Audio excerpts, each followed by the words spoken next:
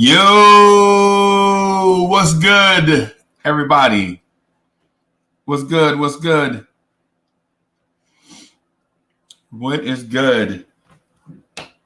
Coming off a W. Excited. Got a lot of stuff to discuss. We're going to throw some hypothetical stuff out there for us. I'm just going to check a couple places, do the usual. Robbie 24 Cano was good. And I know that's Robbie Cano. I just like saying Robbie 24 Cano. Hey, SJ3 was good. Was good. Was good. The day after a W was good. Illmatics. Simba Singh is in the building. Was good. What's good? What's good? What is good? I'm going to just check a couple of places real quick just to make sure we straight. Just to make sure we straight. And then we can get right to it. Yeah, there we go.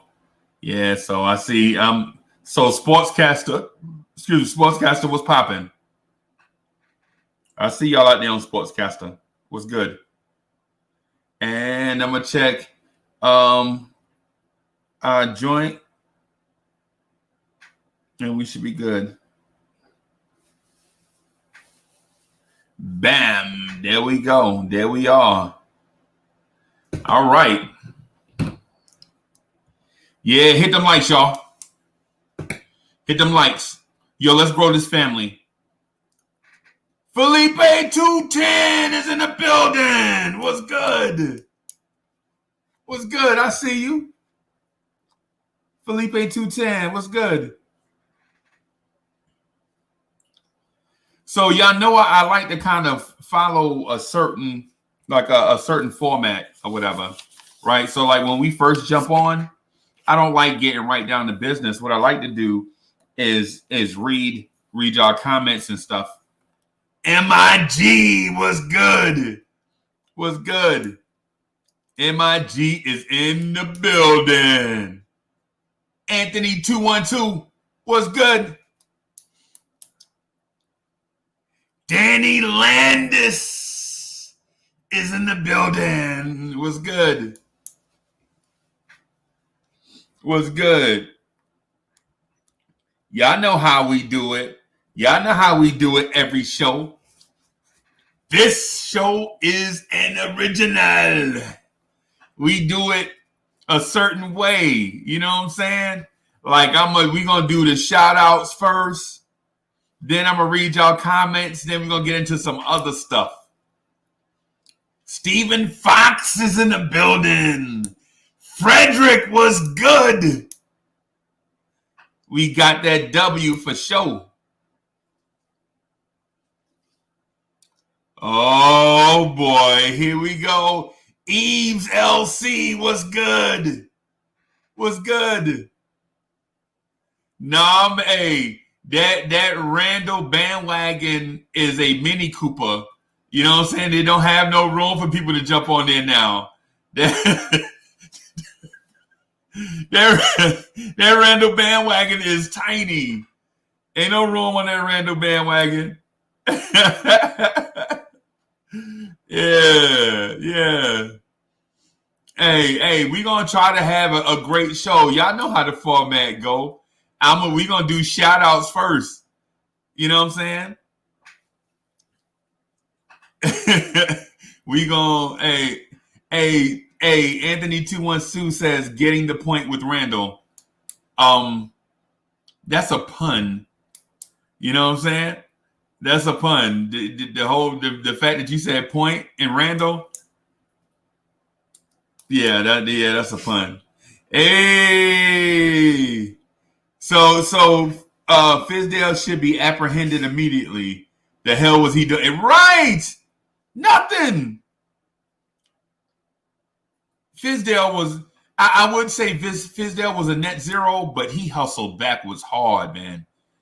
He slammed that hype train in reverse and pedal to the metal, man. Pedal to the metal. Pedal to the metal. You know what I'm saying? Stephen Fox is up early. I legit think Stephen Fox runs on lithium batteries. I think Foxy runs on lithium batteries. Because he was legit on the show till when? Till like 4:00 or something. It was crazy. It was crazy. Yeah, hey, Todd Bobby was good. Lily Phillips is in the building. Was good.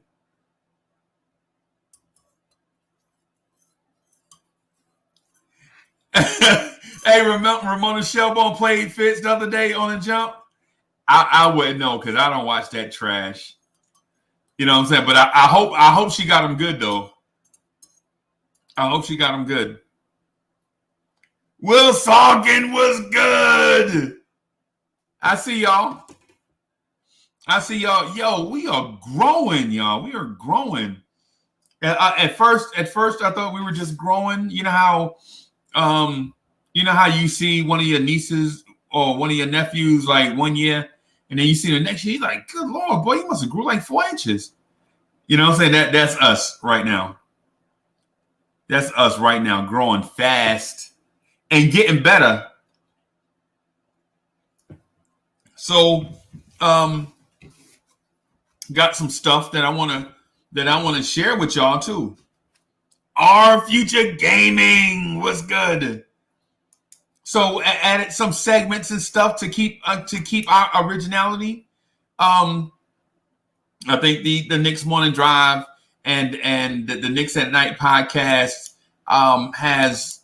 So there are some shows that are similar, and I'm not talking about like the NBK fam. You know what I'm saying? I'm not talking about us. You know what I'm saying? The NBK fam. It is what it is. We are family, right? And as a matter of fact, to bring up a point, say this show, the Knicks Morning Drive and the Knicks at Night podcast are very different from the Legion of Knicks podcast, where it's more of a on-court coaching style, review style show to point out, on-court stuff.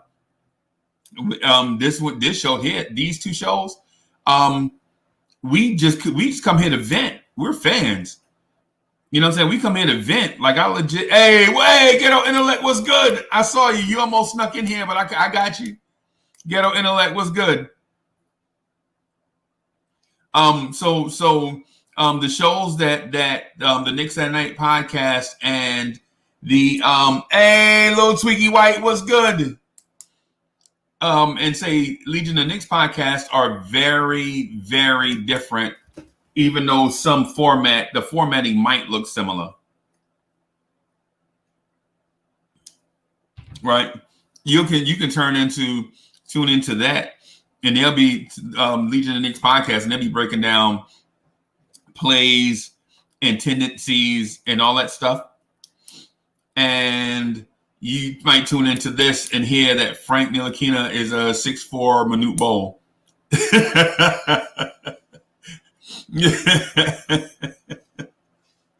Yeah, man.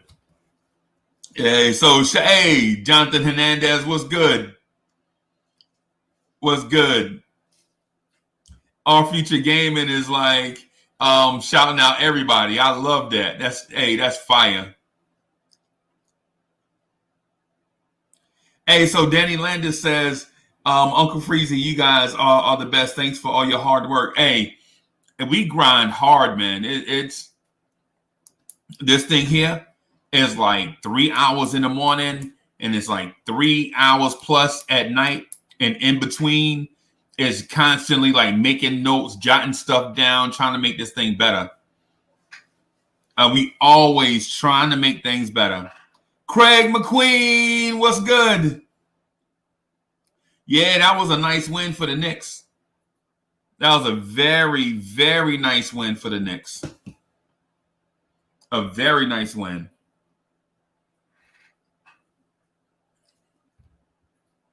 That was a very nice win last night. And to be honest with you, I had a feeling Like I had this feeling in my gut, like when are the wheels gonna fall off? And the wheels never fell off. The wheels never fell off.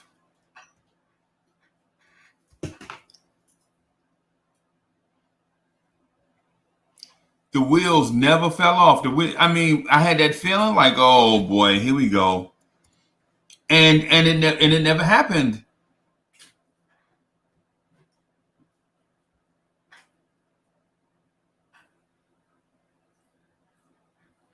Oh, y'all talking about Rutgers basketball? Yeah. Hey, shout out to Jersey. Shout out to Jersey City. Dickinson High, St. Anthony's.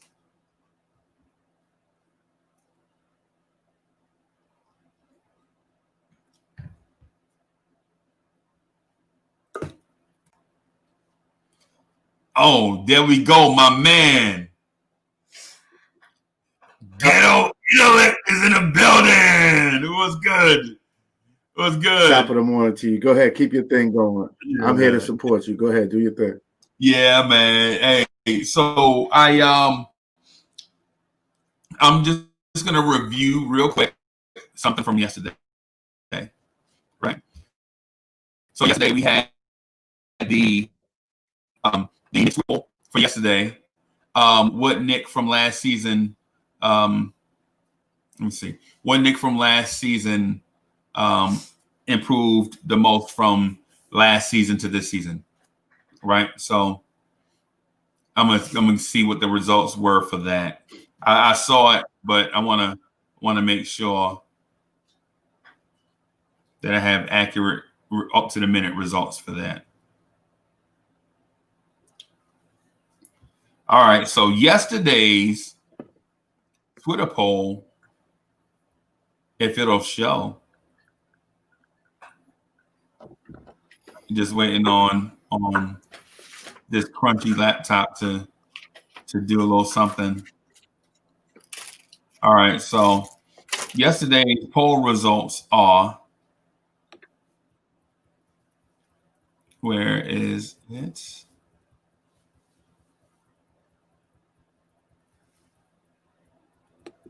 Okay, so the Knicks Twitter, the Knicks Morning Drive Twitter poll from yesterday was, what New York Knicks has shown the most improvement from last season to this season? And so far, the winner is Julius Randle with 83.3% of the tallied votes. 18 people participated. Julius Randle ran away with 18.3% of the vote. Today's Twitter poll. Is simple.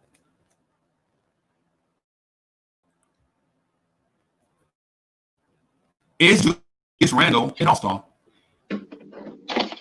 It's yes or no. I don't know if it's me. What's up, my internet is pretty high speed. Good morning, brothers. Good morning, brothers. What's good? So today's Twitter poll is Julius Randle an all-star, yes or no? So go to Twitter. Go check out at Big Freezy on Twitter. At Big Freezy on Twitter. Go and vote, and we'll check the status of the poll results as we go along this morning, and then we'll reveal the results tomorrow on tomorrow's show. Right? And also on Twitter, we have the mailbag open. So what I'd like for you to do, what I'd like for chatters to do is check out the mailbag. You should see search hashtag KMD mailbag, and it should take you right to it. And then you can insert your questions and such there, and we'll read some of those live during the live stream. Right? Also, want to remind everybody that we'll have a star chatter. Whoever's in chat, whoever's the most live person, we're going towards the end of the live stream. We're going to ask everybody who is the most live person in the virtual chat or in the video chat. we'll vote on that, and then what we'll do is shout the person out on Twitter as well, and then we'll have some out on a limb later on where people can make bold predictions. So I have the bold predictions from yesterday. Jotted down, and wow, were we way off. They were bold predictions. But before we get into all of that stuff, what I wanted to do is get some of y'all's takeaway from what happened last night. Hey, Chris, so what do you think? So how do you feel about last game, the W?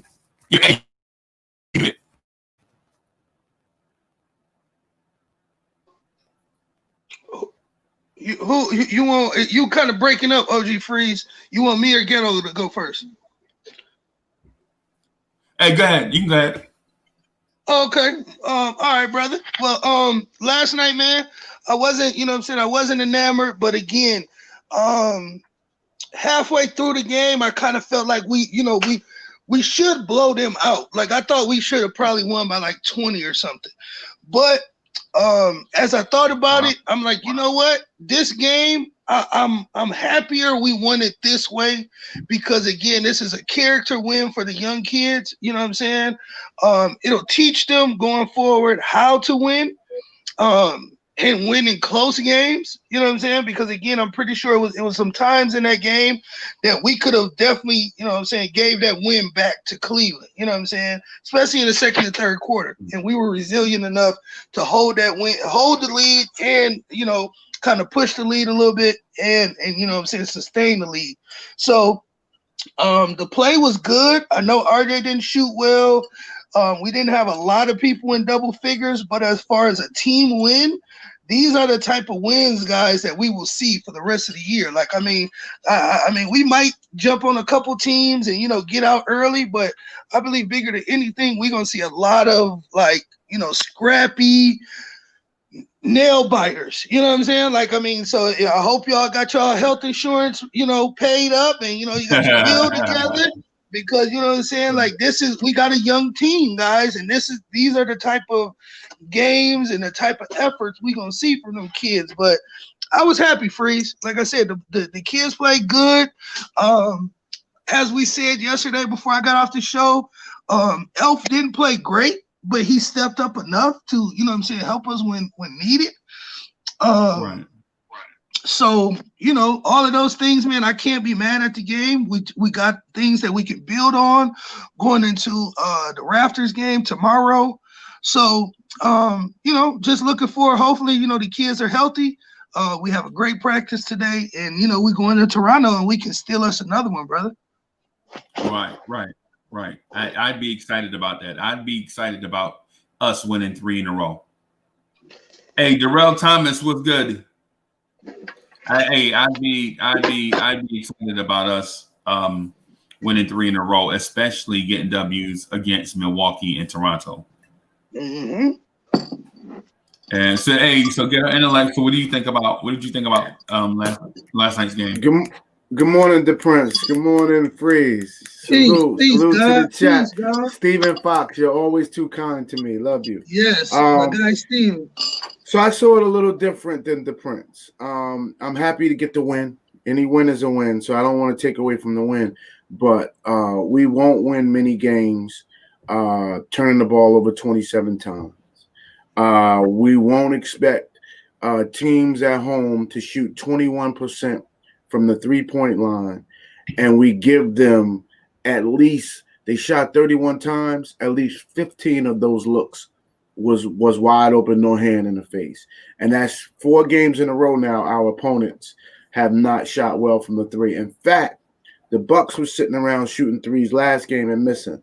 Last night, the Bucks set the NBA record for number of threes made and percentage made. So just to say that, I can't believe Julius Randle. Me and the Prince, we're gonna get to the out on the limb later. Me and you said triple-double for Julius Randle. So, hopefully Freezy puts that in my book and I can start to get a little more respect around this panel. But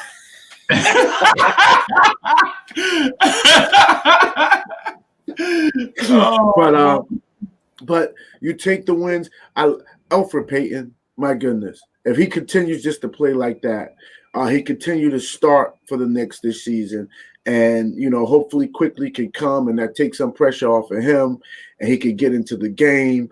But if that Elfrid Payton is going to come out, he's not going to always miss that many layups, even though he was missing them badly. But he hit his outside shots. He missed his layups and hit his outside shots. RJ, I think I'm going to wait. Hopefully we'll have an RJ take or a player take portion, so I don't want to get too deep. Mitch Fort, he's just he's a big shot blocker. He's hella athletic, but he's undersized at center. So it's just weird to say all those positives. He's still rebounding, but he's undersized against those solid grown men. But other than that, man, I and Bullock, man, way to step up and play. So we had some great things happen. And listen, let me say some positives. To get a win with Rivers out, Burks out, Quickley out, DSJ out. We were light, Obi Toppin too. Obi Toppin too. So to get a win with at least 4 to 5 rotational players out, that says a lot. You take that win any way you get it, and I'm gonna shut up there. I'm sure there'll be more analysis. Right. Well, I saw the game when I watched the game last night. I think a lot of those turnovers were aggressively trying to get the ball to Mitch. Like, I don't know how many times that that lob pass to Mitch got knocked away. I know I felt like it was at least 10 times, man. Even if it wasn't, it did feel like that. Like they were forcing that lob to Mitch. Like almost like they did. Yeah, almost like they wasn't even. We don't even practice it. I'm like, come on, y'all. That play can't be that hard to connect on. Like, come on, y'all killing me with that. Right. And so what it is to me, in my opinion, is when you set an NBA record, you know what I'm saying, for highest field goal percentage by running one play into the ground, you can't legit come back the next season and think you just gonna eat off that. Because we watch tape, but other teams watch tape too. They watch more than us. So, right. Yeah, so I'm like, we got to find a different way to get Mitch involved on offense. We can't just keep throwing a lob. These teams, because we've seen it since preseason. As soon as I saw Detroit in that 2-3 zone and everybody trying to put their butt on Mitch, I was like, yeah, we ain't throwing no lobs this year. It ain't gonna be that easy, But yeah, a lot of that, like those turnovers, is just straight up us trying to throw that ball up high to Mitch, and somebody just getting a fingertip on it, and it's a turnover. I mean, I know we want to be aggressive getting the ball to Mitch, but maybe we can get Mitch to maybe hit like some 5 and 6 footers, some 7 footers, 8 footers, a jump hook, something, anything. You gotta shoot him to make him. He don't even shoot him. And see, that's why like the scowl pickup I felt was gonna be so monumental. I mean, I don't know for sure. Do we still have him, or the limbo with him? But like we were saying, and I know I might be getting way off the beaten path, but looking way past. But I know Josh and a couple other people I've heard talk about draft picks, and I'm like, I really like the Evan Mobley kid because again. I know. I don't want to get on that, but I'm just saying from a center standpoint. My point is, from a center standpoint, we need a guy to be a threat, and you know what I'm saying. And Mitch is a threat, rebounding, blocking shots, playing aggressive defense. But as an offensive threat, how much is Mitch? How much of a threat is Mitch offensively? I knew you was gonna go. I knew you was gonna go there, man. And I was trying to hold my peace. You know what I'm saying? I was trying to hold my peace. I ain't trying to blitz nobody. Listen, man. I know it's early in the morning, right? but you kept going. You just kept picking at the scab. You kept picking at it. So whatever happened is on Prince. It ain't on me. You know what I'm saying? Man, Mitch don't even look at the rim. He don't even look at the rim. How you gonna shoot? How you gonna be an offensive threat when you don't even look at the rim? You don't even look at the rim to score. Your only offense is trying to catch lobs and putbacks.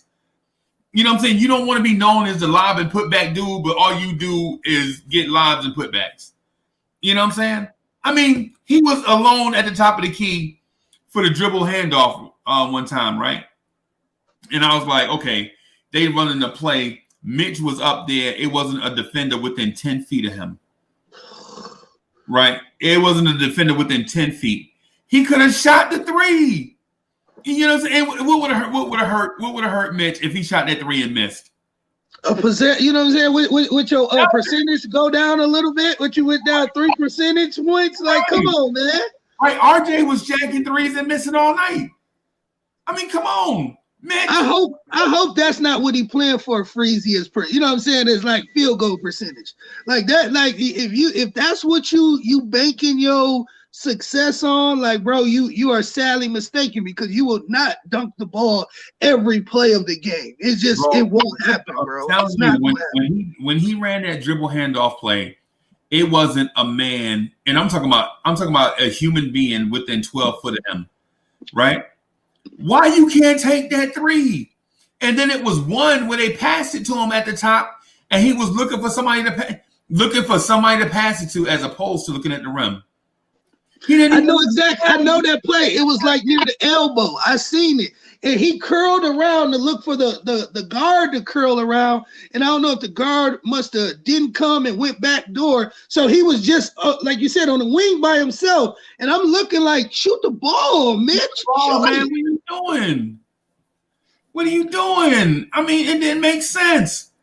I mean, I'm watching Mitch, and I'm like, Mitch, you up there, and there's not a human being within 12 feet of you, right? And you are up there looking for somebody to pass the ball to. If he looks straight ahead, all he had to do was hold his head up and look forward, and the rim is right there. That's the three-pointer that big men like, because it's just the straight ahead three. You don't have to get all fancy and all kind of. It's just a straight ahead three. Mitch, shoot the ball. What's up, Kev?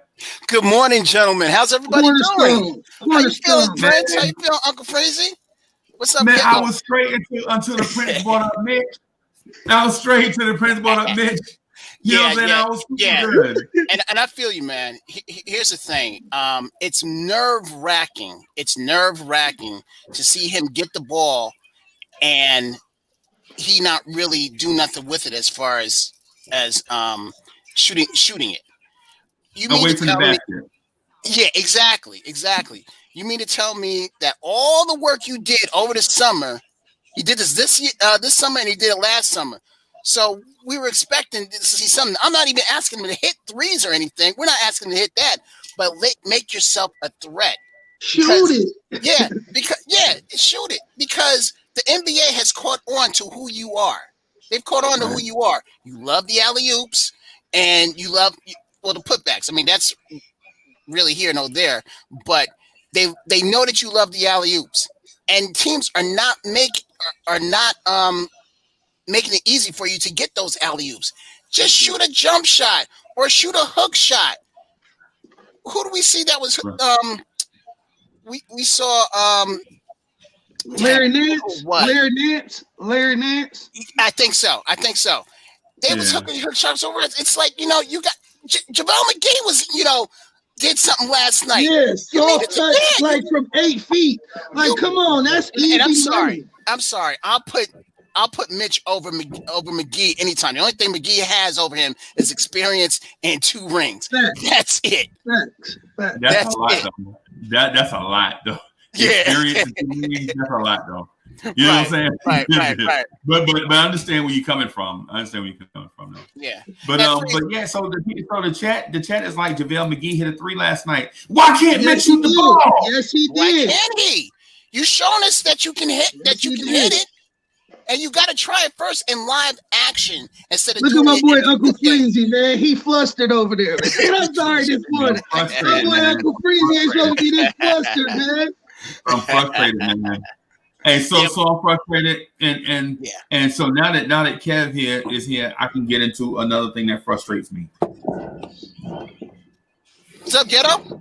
Kev. What's happening, man? Kev, you know what I'm about to get into. Yeah, you about to get into my boy being timid. You about to get into my. I can tell it in your eyes, man. I can tell you. But before you do, real quick, Freeze. I got it. Something hit a nerve with me yesterday, and I think Prince knows exactly, what I'm talking about. Joe Madden came at me yesterday when we were on Sim's podcast about Frank, on how I'm always supporting him. And the last time I checked, A, I support the Knicks, but B, we are allowed to have a favorite player, that we want to support. Am I right? Yeah, you do what you want to do. True. Exactly. Right. You grown man. You see Kevin Wright supporting Kevin Knox. You support Freeze. You support RJ Barrett and Obi Toppin. Yeah, and Obi. But I want to win, so I don't, Exactly, and I want to win too. Again, it's about what Prince is wearing on his head. It's about the Knicks. Okay, so. If either of these guys are for some reasons, some reason are traded or no longer Knicks, I'm still going to support what is, support the brand, because that's who who we are. I support Frank because everybody else bashes and trashes him. Right. That's why I support him, and also because I've seen his. He has moments. He has moments where he's timid, but he has moments where he comes through, and that's all I'm saying. But for him to come at me like that, I thought that was over the top, man. I thought that was out of pocket. So that's all I got to say. So where this happened? This happened on this live stream. This happened. What happened was on Sim's Nothing But Knicks podcast yesterday. We were talking about last night's the preview of last night's game, and he was asking us what were the keys to beating the Cavs. So I was like, so everybody went around. Prince went around. I went around. Josh said his thing, and Andy said his thing as well. Get to Joe, and immediately he comes to me talking about why am I always supporting Frank Ntilikina? I shouldn't be doing that. I don't remember the whole thing was because it was ridiculous, and then Sim had to jump in and say, had to defend me and defend Frank a little bit, because the thing was we were talking about what was the strategy for last night's game. And he went in, trying to make a scene and everything. And we were like, no, really? We doing that? And you coming at me specifically? So that kind of got me. He was trying to argue. He was trying to argue the fact that basically because we was giving Frank's kudos and nobody was, like I said, nobody was, tooting Frank horn. We just said he played good. I mean, he played. I wouldn't say good. A sufficient game. He played a sufficient game. And hold on, he knocked down his shot. The Prince, real quick. Brian Buster, don't call me a Karen, man. See, that's the disrespect that I'm talking about, man. Don't try and disrespect me like that, all right? Come to me like a grown man, all right? Right, we are grown men, dog. Even though we get passionate about our players and our team, don't disrespect no grown man. And I feel what Joe was saying. I think Joe was on one yesterday. I just think he was on one yesterday. He was kind of, even Legion was like, yo, what's up with you today, man? Somebody stole your cereal? Somebody took your cereal or something? Yeah. And this is the first time he's doing this. And I'm like, yo, hey, Freeze, we're literally sitting there, waiting to hear his thing and everything. And in the first 3 seconds, he's like coming at me. I'm like, whoa, hold up. Right. So, man. Say what you're gonna say. I mean, everything you're gonna say, I'm going to definitely agree with you because you're right. He was timid last night. There was a chance that he could score like 3 or 4 baskets, and he just passed them up. So I get what you're saying. Yeah. And so the thing is with Joe, I don't know for sure, man. I'm sure it's a one-off. You know what I'm saying? Because he don't give me the impression that he's the type of dude that's gonna like be. Hey, what's up, D Blocks? Hey, what's up, Brian Batista? I see y'all. I just didn't want to cut off Cav. Hey, what's up, y'all? I hope y'all having a good morning this morning. But so I'm because every now and then people have like this weird day that's outside of what you normally expect from them. I'm sure when we see him, we can talk to him about it, and he'll probably either apologize or I thought he was. I thought me and him was cool, but then I was like, no. So yeah, but go ahead. But I agree. Everything that you're about to say, I'm going to agree with you about Frank. So here's okay. So here's the thing with Mitchell Robinson, right? Mitch, shoot the ball. Come on. Yes. I mean, come on, man. What you doing? Yeah, he's got to shoot the ball. You catch a pass. You catch a pass on a medium wing. The defender doesn't even stop to respect the fact that you have the ball. They chase the player that Mitch is trying to pass the ball to. Mhm. They'll let you know right there. They don't know. Nobody expects you to shoot. Shoot the ball, man. I mean, come on. Yeah. I mean, you out here, you a center in today's NBA where there's literally no size on the court anymore. No. Teams are playing bigger this year. But say for the last 3 or 4 years, teams were playing small and proud. They were going to their small, and Draymond Green played center for Golden State. You know what I'm saying? And so Mitch is out here, a 7-footer. He won't even turn to the basket and look at the rim. That's a problem. Come on, Mitchell Robinson, what are you doing? That's a problem. So let me ask you this, Freeze. So let me ask you this. Do you think Woodson and Payne are urging him to take that shot? Because we had the same discussion about this all summer, and then last season about how we thought that cats were freezing him out, and that's not even the case. He's not Right. he's not making himself. I don't know if he's scared or not, and if he's scared about not making a shot, then that's a problem on him, because it's a hit or miss, hit and miss league. You're either going to hit shots or you're going to miss shots, and Right. but if you take the shot, that's better than not taking it at all, especially if it's a good shot. So my point is 5 defenders can defend 4 players. Yep. Is what I'm getting at. Yep. Like Way Mitch catches the ball, and Mitch's defender is chasing around the guy that Mitch wants to pass the ball to, and so is that man's defender. Mhm. You know what I'm saying? So it's like you got Mitch's defender is playing free safety against Mitch passing the ball. Right. So so you got Mitch yesterday caught a pass at the very top of the key. Right. There was no man within 12 feet of him. Yeah. I'm talking about 12 feet. I'm talking about behind him, in front, to the left or right. And he never even looked at the rim. Mhm. Right. He never even looked at his rim and looked at the rim. But his man was sagged back so far in the paint, he was playing free safety about where Mitch wanted to pass that ball to. Right. So even when he passed the ball, his man was going to be in good defensive position. One more thing though, on that. Yeah. I think Mitch is protecting his free throw percentage, his field goal percentage. I said that you was making your tea. I just said that to Uncle Freezy. I said if he's doing that, that's sick. Did not think of if that. he's doing that, that's sick. Did not think of that. That's a good observation. Did not think of that at all.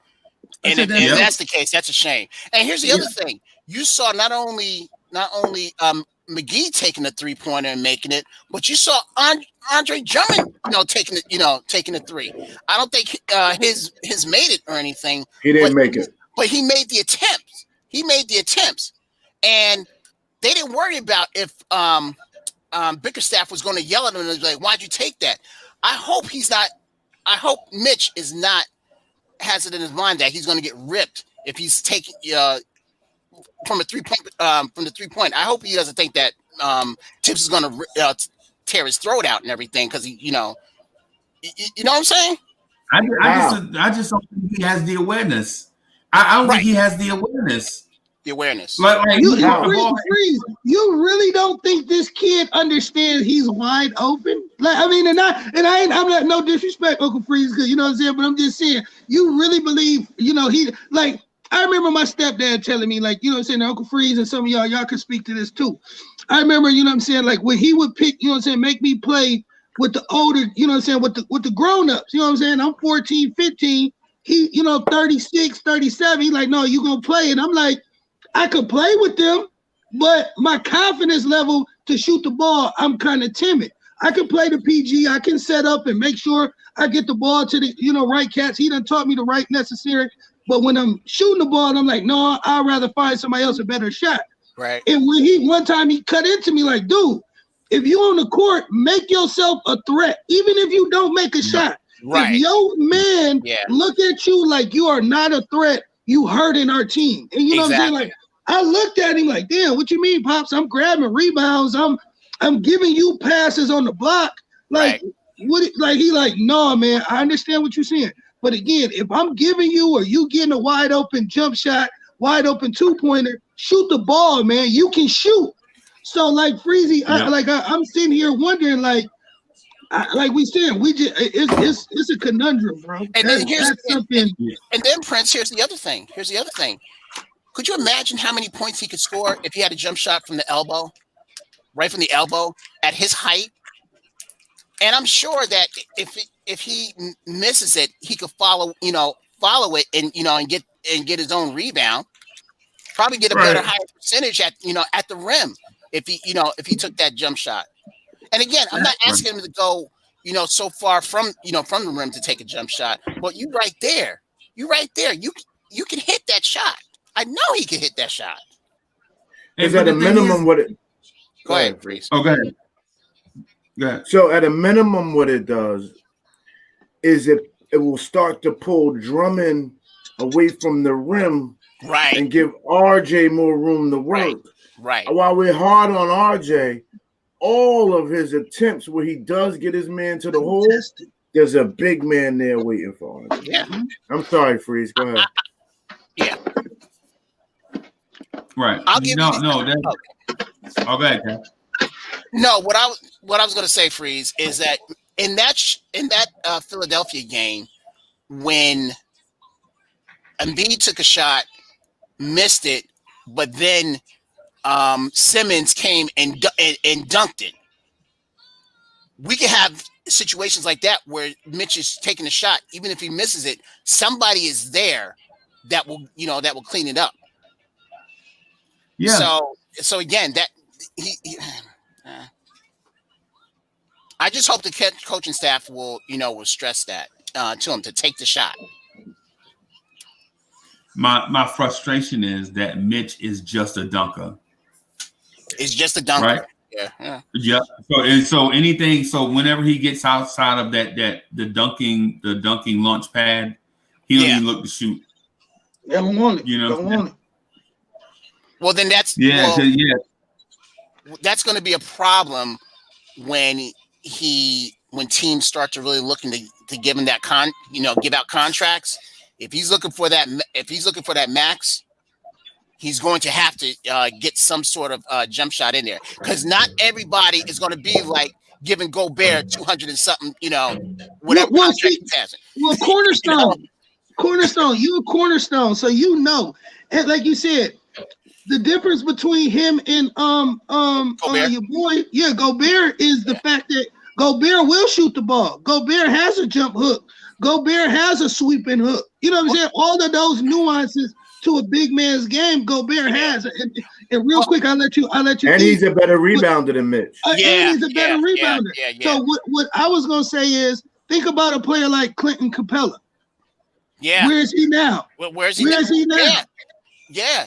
Sometimes that magic wears out. When you was in Houston, you was a man in Houston. You was a man. They was like he was a top 2, top 5 center running with them. But when you're not in that system, people not letting you do that. What is your game? What is your game?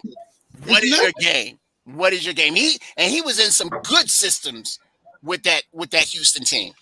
But it's funny that you mentioned about Gobert not having. Honestly, I haven't seen Gobert do what you said he does as far as the hook shot and the jumping hook. Oh, Gobert has a jump hook. I gotta look at that again because I keep at least when I saw him, I only saw. I mean, the only times I saw him was when he played against us. I only saw him, getting the rebounds and then whatever shot was put up that he would take it and then dunk it, any alley oops or anything like that. So.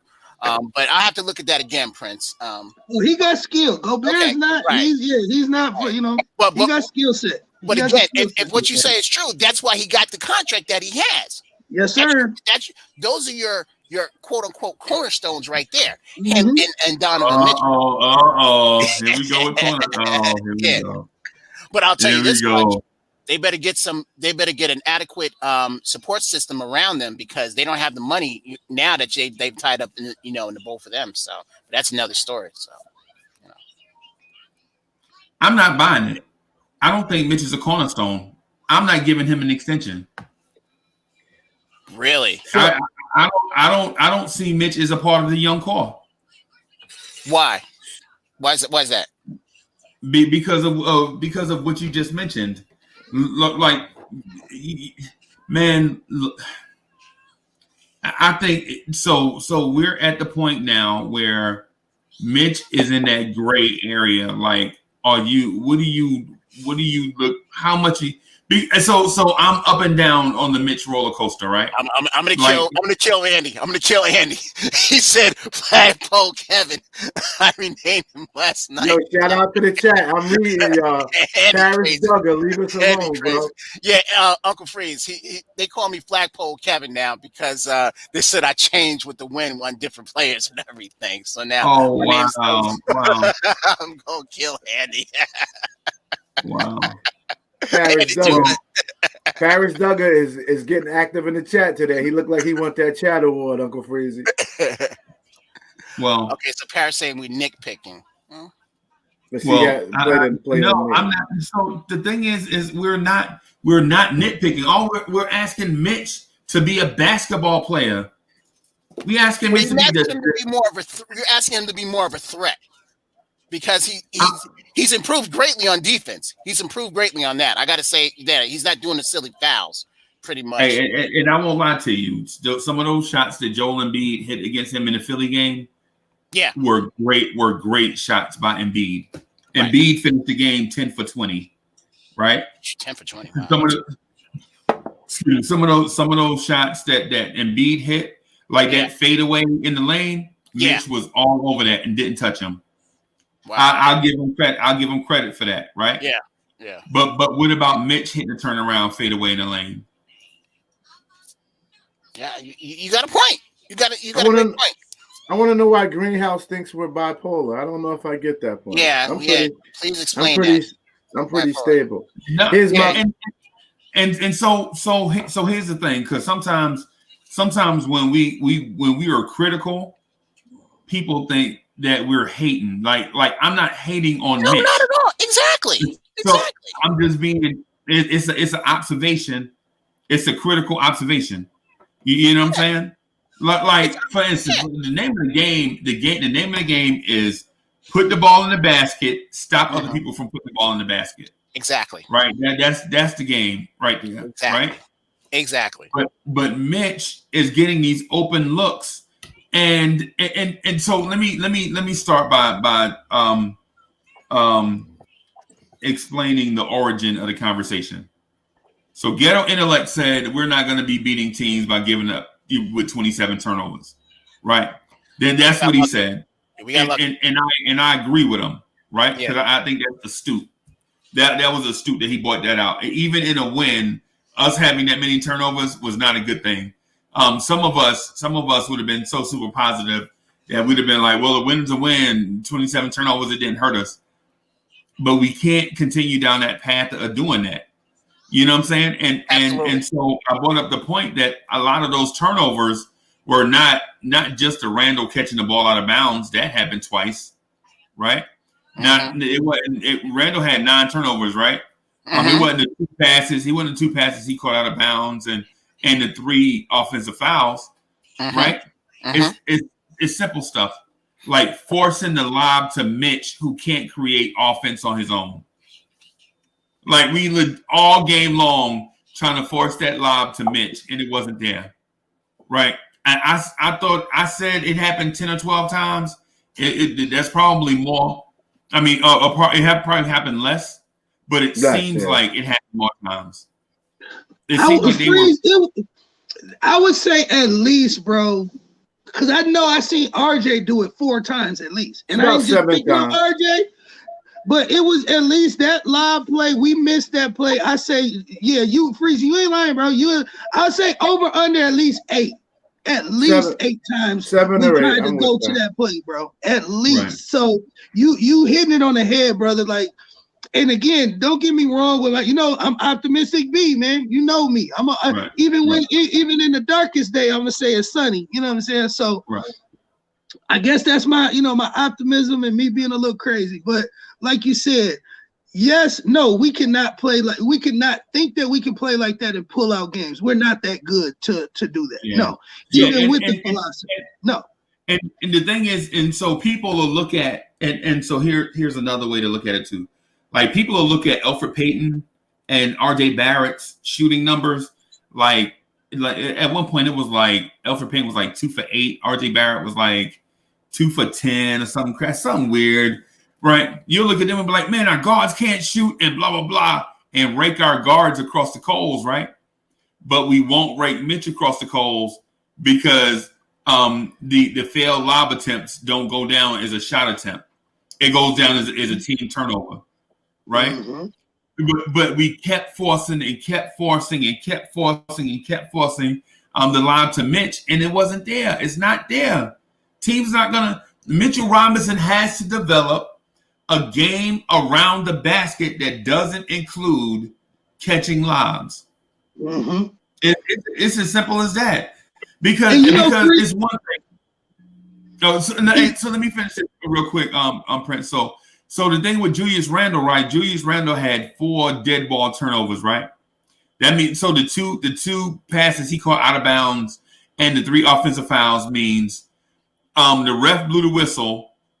You know what I'm saying? Got the ball. The other team took the ball out of bounds and then started their offense.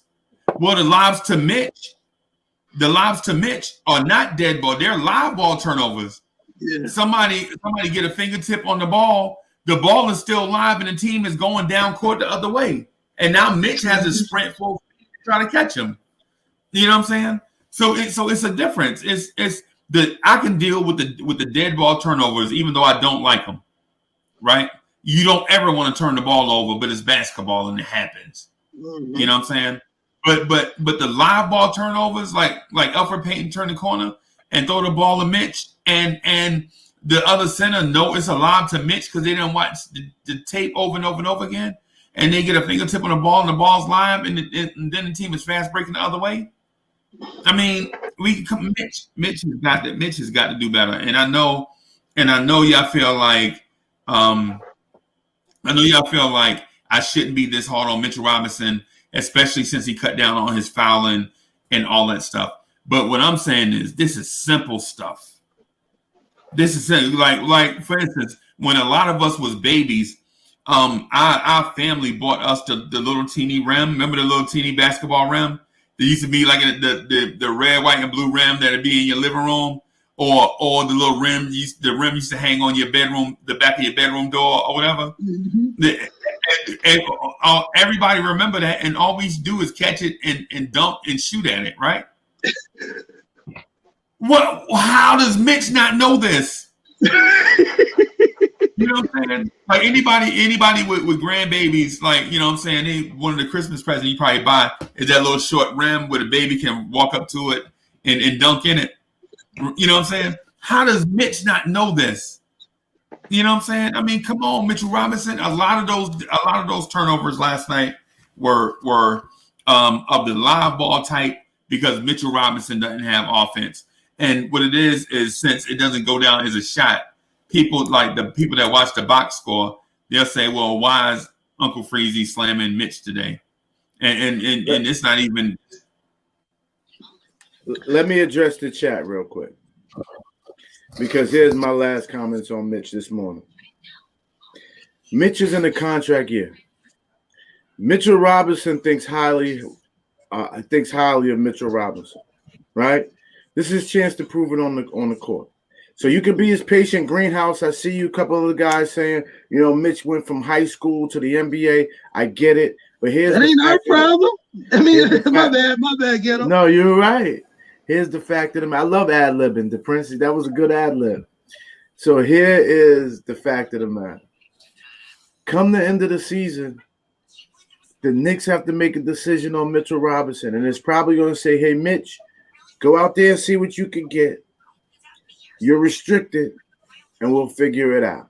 So, yeah, everybody's patient. It's going to play out the way it plays out. So I don't want y'all to think because we're analyzing Mitch today, it means that we're down on him. The fact of the matter is, it's a big contract year for Mitch, and we want to see more from him. I'm shutting up on the Mitch now. And doesn't it tell you, Ghetto, doesn't it tell you something when he goes through almost like 6 agents?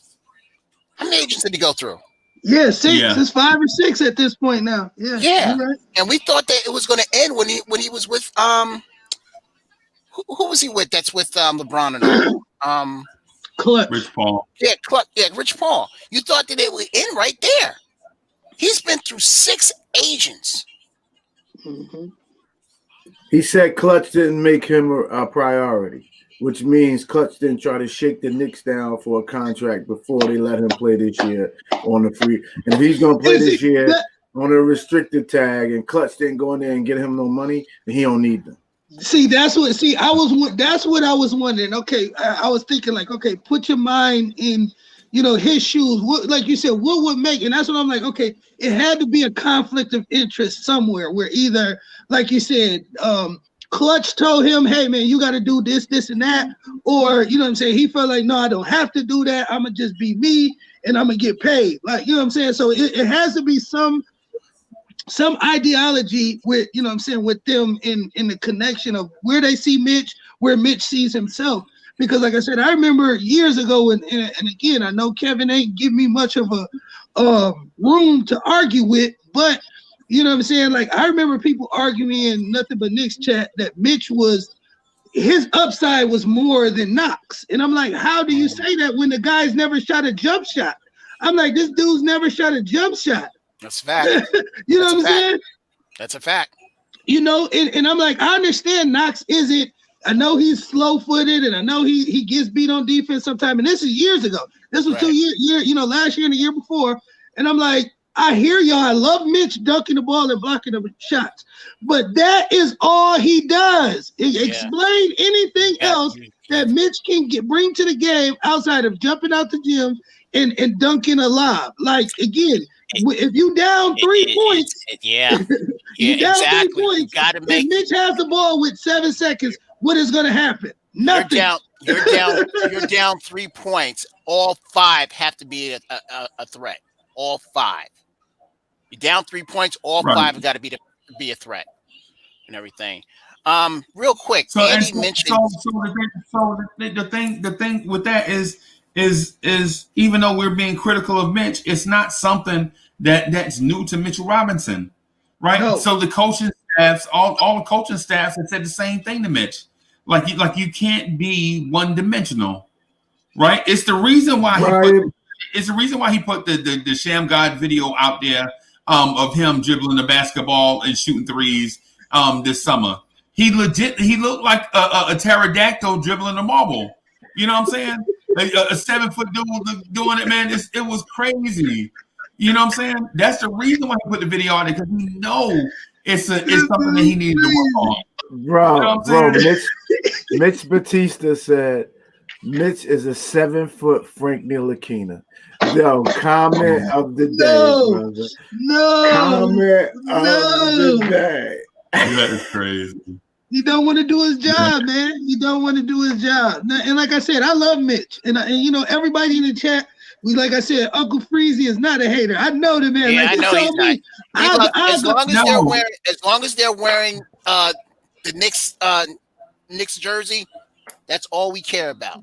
I go to war for free. If he goes somewhere else, if players go somewhere else, wish him luck, but they're not Knicks anymore. Right. You know, so and with that being said, I'm with Freeze. I just believe if he is going to be the cornerstone camp, you know, if he's going to be our cornerstone center, like we gonna need more from Mitch, you know, like to win. Like you just do. Win. There's no way that Mitch can go up against you know, freaking AD or any of these guys and think he can stand toe to toe against them. No. You don't have the offensive prowess. Not at all. You're not going to be able to just jump over them and dunk them. You might have been able to. You might have been able to your first year, but now people got film on you and they know what they can do with you. Right. Mm-hmm. Yeah. And then you too light in the butt. You still too light in the butt.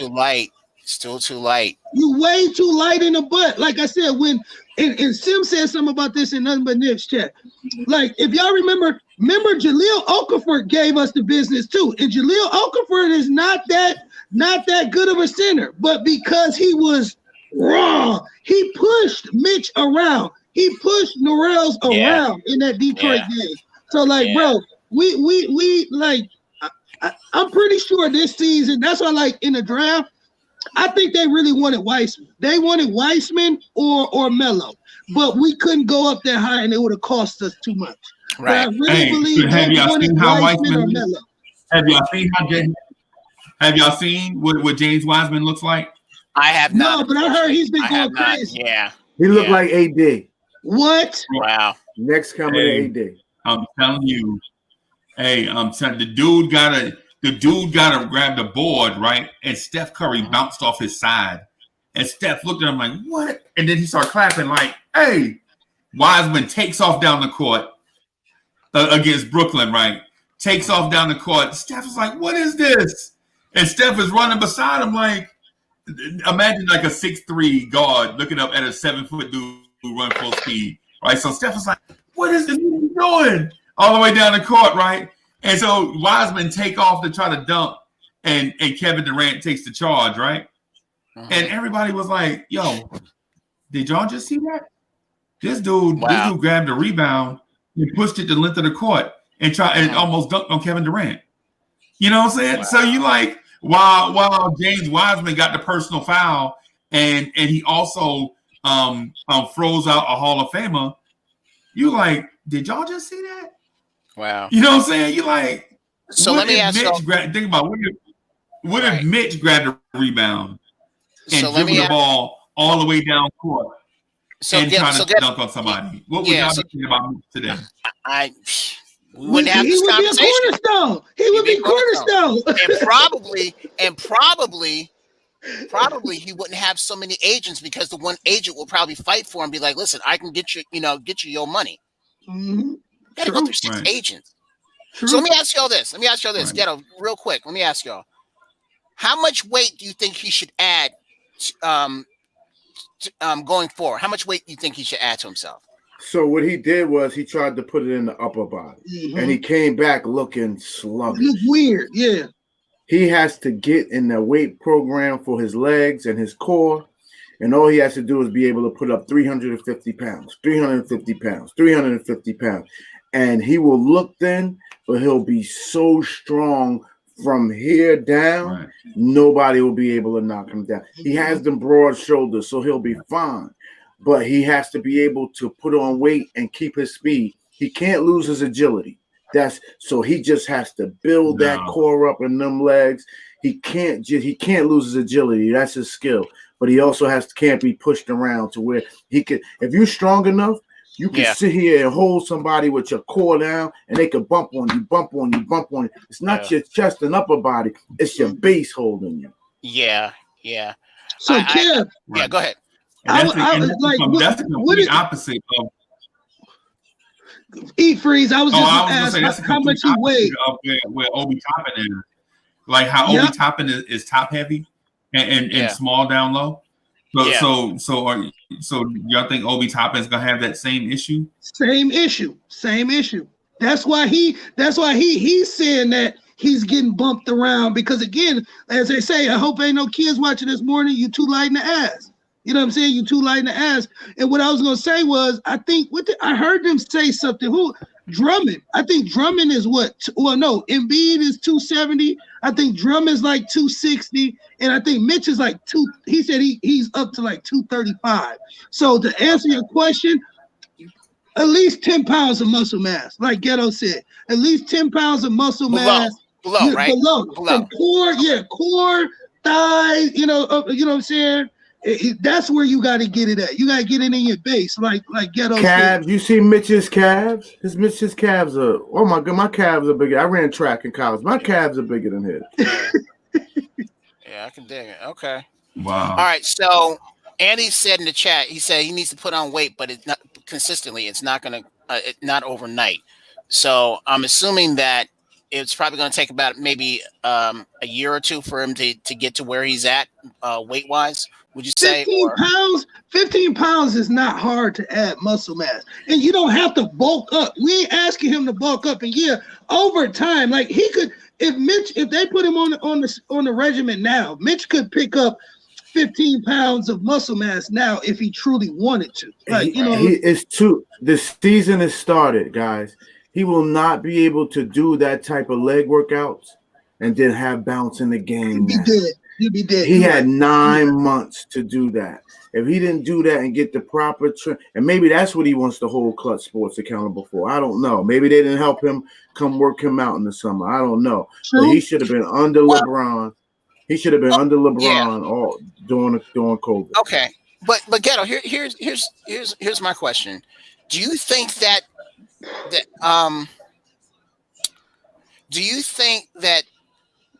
was an organization should have put him on that thing? In other words, whose responsibility is that? That's what I'm getting at. You think it was his responsibility that he should have, Kev, I can't answer that. Okay. I don't know what the COVID restrictions were like. Remember, New York City was shut down. Right. Well, remember,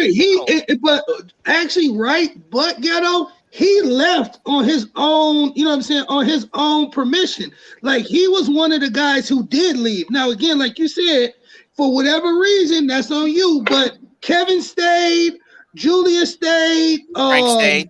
No, Frank left too. Frank was another guy who left. Okay. Yeah, that's why nobody really understood where Frank stood, because he had been in France all season. You know what I'm saying? All season. Okay. But at least with Frank, we see Frank was working on his game. Like that, and like whatever the regimen was, Frank and them French boys, they went out there and they implemented. Mitch, not so much. You working out with your homeboys, you hooping in that's YMCA gyms. That's not really with 5-6 guys. So with Knox and Obi and Knox, Obi, and I guess RJ in Jersey, I don't know what it was like in New York. You could go and buy, if there's a gym that like a Gold's gym, you can go and buy it out during COVID. Oh, okay.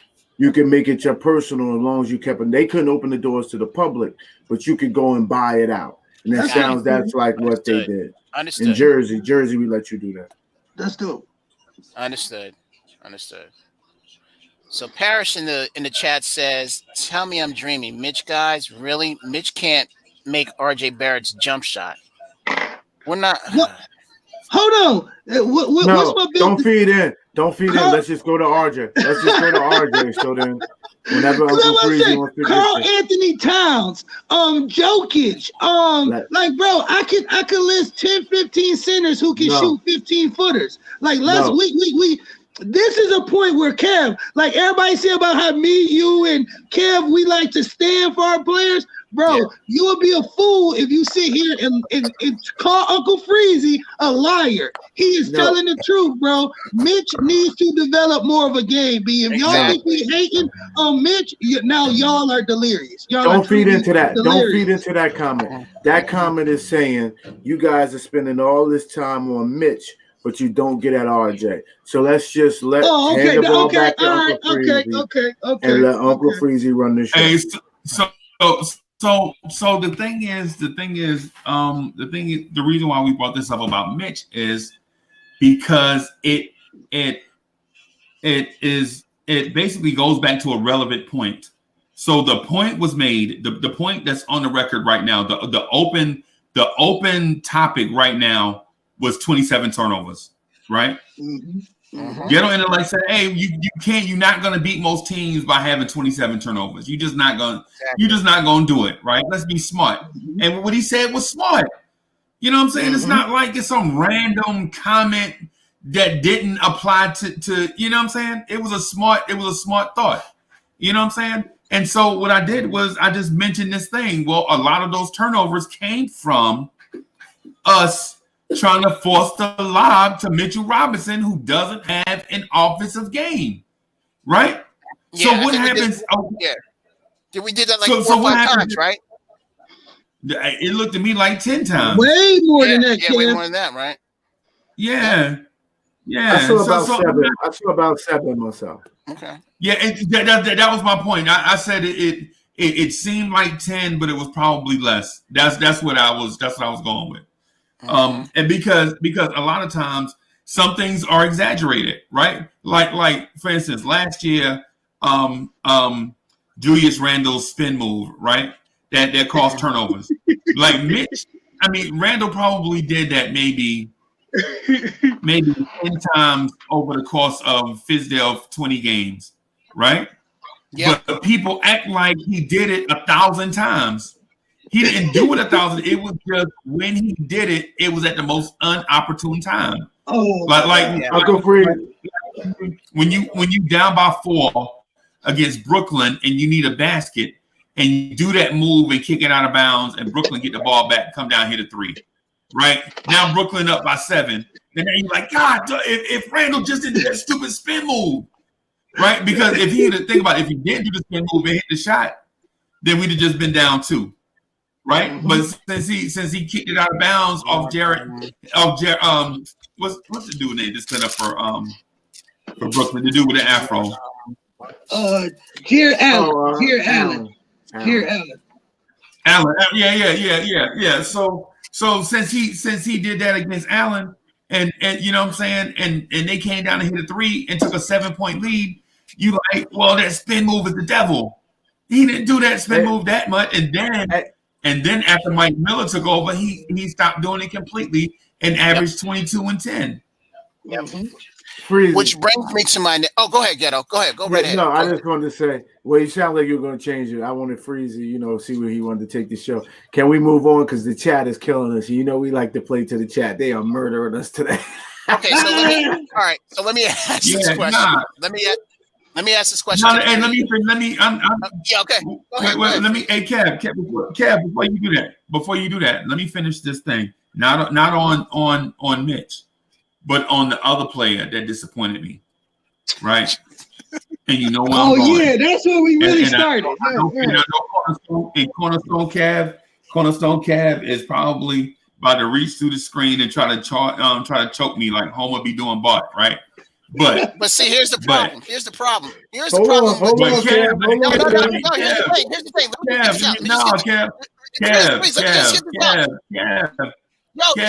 already agreeing with you. I'll take your criticism over anybody else's. So you good. Say what you say, man. Go ahead. Okay. So here's the thing. So Frank Ntilikina had a game where he came in and hit 4 threes, right? He hit 4 threes, right? Yeah. And so we're like, our only knock on Frank is that we don't get this consistently. And so the Frankers are like, that's all y'all do. Even when Frank have a good game, all y'all want to do is get on jump on Frank Ntilikina. That's and not I'm like, me. It's a difference between you and the difference between Chuck. Between you and Chuck. And so I go to the Frankers. I'm like, Frankers, look, our deal is that Frank is not consistently aggressive. Like Frank has this 12-point game, and y'all gonna talk about this 12-point game until Kingdom Come, right? Because Frank doesn't consistently put forth this effort of looking to shoot, right? And so the deal is this. Is to me, like Sim said last night, and I disagreed with him, right? Sim said Frank is hesitant to shoot. I don't think Frank is a shooter. I think Frank is the same thing as Mitchell Robinson in that vein of the defensive guys don't look to carry over into aggressive offense unless it's a play that they legit can't pass up, right? For instance, a play that Mitchell Robinson can't pass up is the lob, right? A play that Frank can't take up is that corner three or the wing three, right? You know, it is. So here's the thing. I tell this to Frankers all the time, and they get on me bad. They're like, well, what about RJ? RJ can't shoot. These two don't even go together, but that's what they say. So Frank has a 12-point game, and my belief is Frank won't take that many shots in a game for another 10 games because he is not one that hunts for shots. He's not a scorer. Frank in his mind is a facilitator, a point guard maybe in his mind now that he's not aggressive. And so I thought to myself, this is the perfect time for Frank to prove everybody wrong because Cleveland was 30th in the NBA last year in three-point defense, right?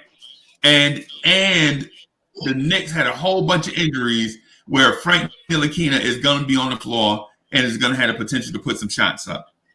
This is the perfect time for Frank to come out and be more aggressive.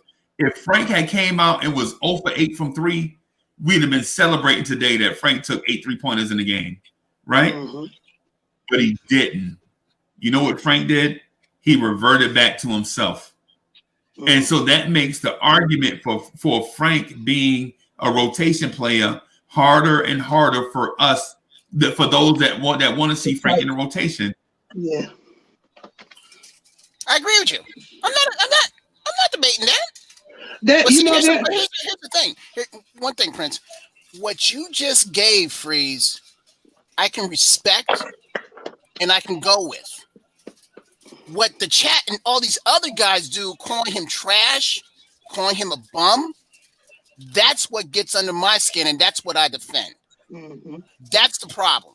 Everything you said, Freezy, you're totally right. You're totally right. But see, there's a difference between you and there's a difference between Chuck.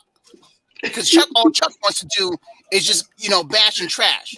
And sometimes I question if he's ever even a Knicks fan. He's a real Knicks fan, right? I apologize for not coming on yesterday. Because I would have given him that smoke. Oh, he said he wanted that smoke. I would have given him that smoke. Yeah, I would have. Right, Breezy gave him a win. We gave him the smoke. Yeah. I would have given it to him. I didn't give him.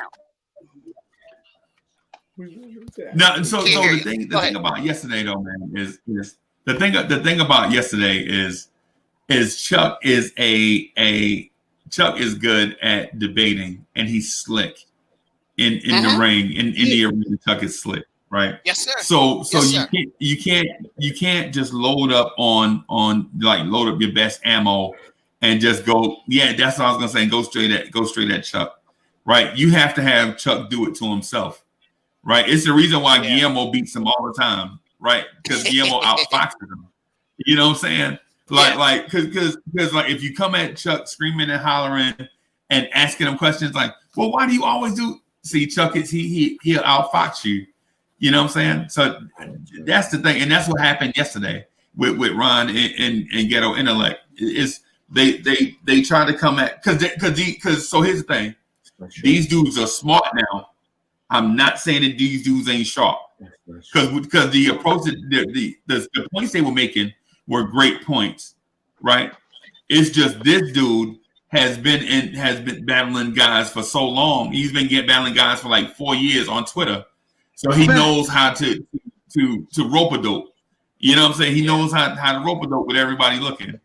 You know what I'm saying? So that was the thing, and then plus he did that in front of the chat, and the chat is the one that anointed him the winner. No, we won the chat, Freeze. We won the chat, but it's okay. We won the chat too. I didn't see that. I watched the replay. We won the chat. I watched the replay with the live, but it's okay. It's all good. Here's the thing. Yeah, I watched the game. Go ahead. Did you get his on the ledge take yesterday? Yes. Yeah. I know we ain't there yet because he lied on Guillermo's show last night, and me and Ghetto Intellect bust him out, and he tried to bet. I called him a habitual goalpost mover because again, he does not stand 10 toes down on his takes. I stand 10 toes down. If I say something wild, I'm going to stand on it. You know what I'm saying? Me and Ghetto, we called it. We went out on it. But again, we asked him. I could have sworn last night or yesterday, he said, we're going to lose by 12 points. And he said something else filthy. And I'm like, dang. And all of us, everybody else was like. I have it written down. So Chuck said that Frank will have 7 points and 6 fouls. That's what he said. Okay, he said we're gonna lose. He also said we're gonna lose by 12. That was his real take. He was arguing with Kev about the points, I think, about the Frank points, but his actual on the ledge take was that. Yeah. Okay. He only came back. He only came back about Frank is because that's what he got me and Ron.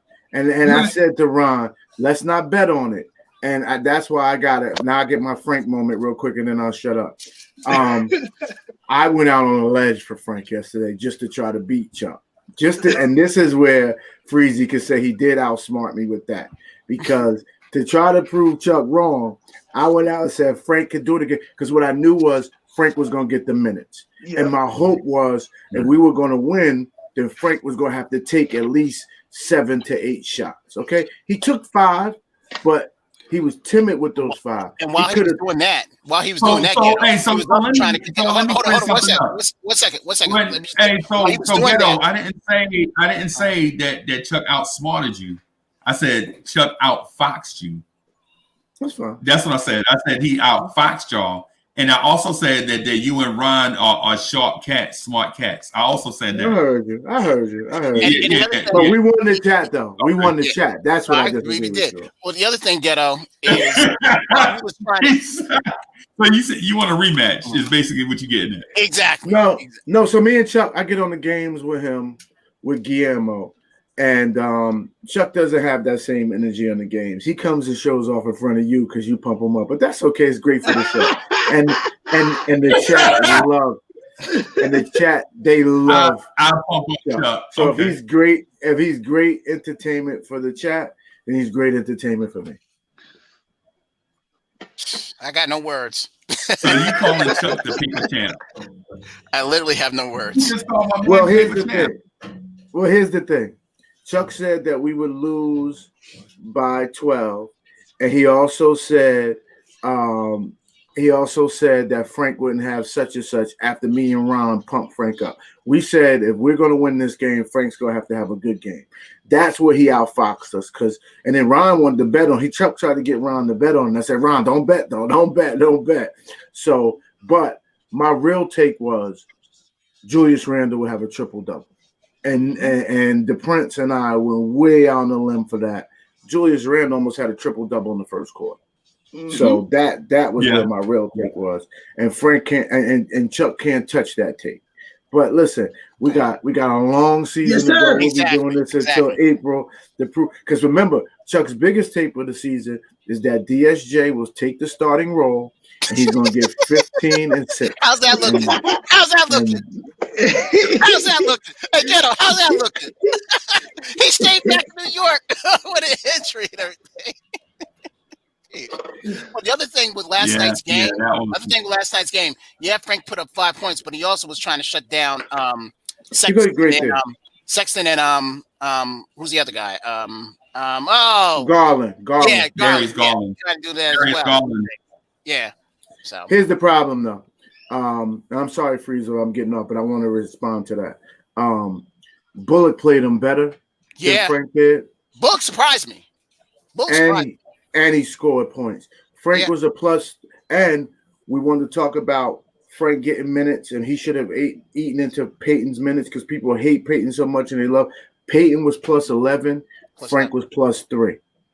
So Bullock and Peyton together was Bullock was plus 4 and Peyton was plus 11. So together they were plus 15. Okay. You know, that was a good backcourt combo last night. All right. So getting off of the individual people, let me ask y'all a question. Does coaching matter? Does good coaching matter? I'll let Freeze you go first. Yes, you remember when Josh came on? When Uncle Fulio came on last night or just yesterday morning? And he got on because Ghetto Intellect called out. No, it was Beans called out some a few people, right? And Josh was one of them. And Josh got on and he went in on some stuff. And he called me out about us losing to Cleveland. And I was like, no, this is the reason why we're going to beat Cleveland is that coaching matters. Because I was like, yo, we have a dude named Tom Thibodeau, and they have a dude named J.D. Bickerstaff. You know what I'm saying? And so, great take. Right. So I told him that's the reason why we're going to win. And so he was like, well, the lack of talent. Oh, and that's the thing that I think maybe I may be referring to Ghetto Intellect is. So he said said something about a lack of talent, right? And then said that we may not be as talented as others. And he brought up the fact that we lost to the Indiana Pacers. And I also told him that, with that said, that you can't say that the Pacers have a lack of talent and a new coach because the Pacers were a playoff team. So we can't just arbitrarily just throw out the argument for narratives that fit certain things. And I'm not smashing Josh because I like Josh. He's a veteran, a Navy dude. And whatever. It's just, we just disagree on that point. But I have breaking news. Breaking news, everybody. Breaking news on the Knicks Morning Drive. So breaking news. So here is the breaking news. Here is the breaking news. I think I know. The Knicks Morning Drive has a Cash App account. Oh, that's right. Wait, say again? I'm sorry. Oh, yeah, you didn't give me props for that either last night, but that's okay. What'd you say? So you got, do we need an intervention? We okay? I mean, we need a timeout. We need to hug it out or something. You didn't even let me finish. You didn't even let me finish. I was about to say, after several days of being urged and pushed in that direction, I finally worked on getting a Cash App account for the Knicks Morning Drive. Oh, congratulations. Okay. Yeah, because Ghetto Intellect was like, dog, what are you doing? And like with me, it just didn't dawn on me because when you're doing so many different things, sometimes stuff that matter escapes you. You know what I'm saying? It's not like it's like how like your old lady car don't have jumper cables in it. You like, God, dog, you forget about jumper cables until she need them. Yes, sir. And you're like, God, I've been meaning to put them in there the whole time. It just escaped me. You know what I'm saying? So that's how it is with the Cash App. So let me give y'all the Cash App name. It's $ Blanche Tears. Blanche Tears. So I'm gonna put it in the chat for everybody. And so I did me a little breaking news sign. How y'all like the breaking news sign? Loved it. I love it. Loved it. Breaking news. You're doing your thing, buddy. Yeah, doing your thing. Your thing. So I'm gonna put it's $ Lauren Tears. Yo, Jason said Ghetto Intellect is Kanye and Freezy is Taylor Swift. No! God. Oh wow. Yeah, I see that. It's a little extreme. Yeah. Well, guys, I got to get off, man. It was great talking with y'all, man. Love y'all to death. Good. Again, Freeze, congratulations on that Cash App. I know you're gonna get a lot of super chats and everything. You doing your thing, and I'm really proud of you. I'm real happy. So we just trying to do it organically, man. That's all. Absolutely. You know what I'm saying? We just doing it. And the thing with the Cash App issue with me and Ghetto Intellect is not is not one that I didn't want to do it. Like he'd tell me, and I'm like, yeah, I'm gonna do it. And then as soon as I get off, I have like 20 text messages from people, and I'm like trying to, you know what I'm saying, and it'll Right. slip my mind. Because the advice was good advice. Is just, you know how it is. Hey, this is the new Mothership Connection, man. If anybody knows anything about Parliament, this is the new Mothership Connection. Look, Ghetto, you know about that, right? Big time. All right, guys, take care. Salute to the chat. All right, love y'all. Take care. Good, bro. Okay. All right, man. Peace, All man. right. Yep. Right. Yeah. So we got the Cash App account set up.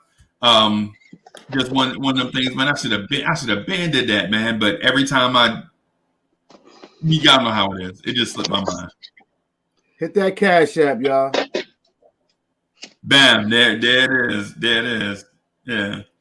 So Hit that Cash App.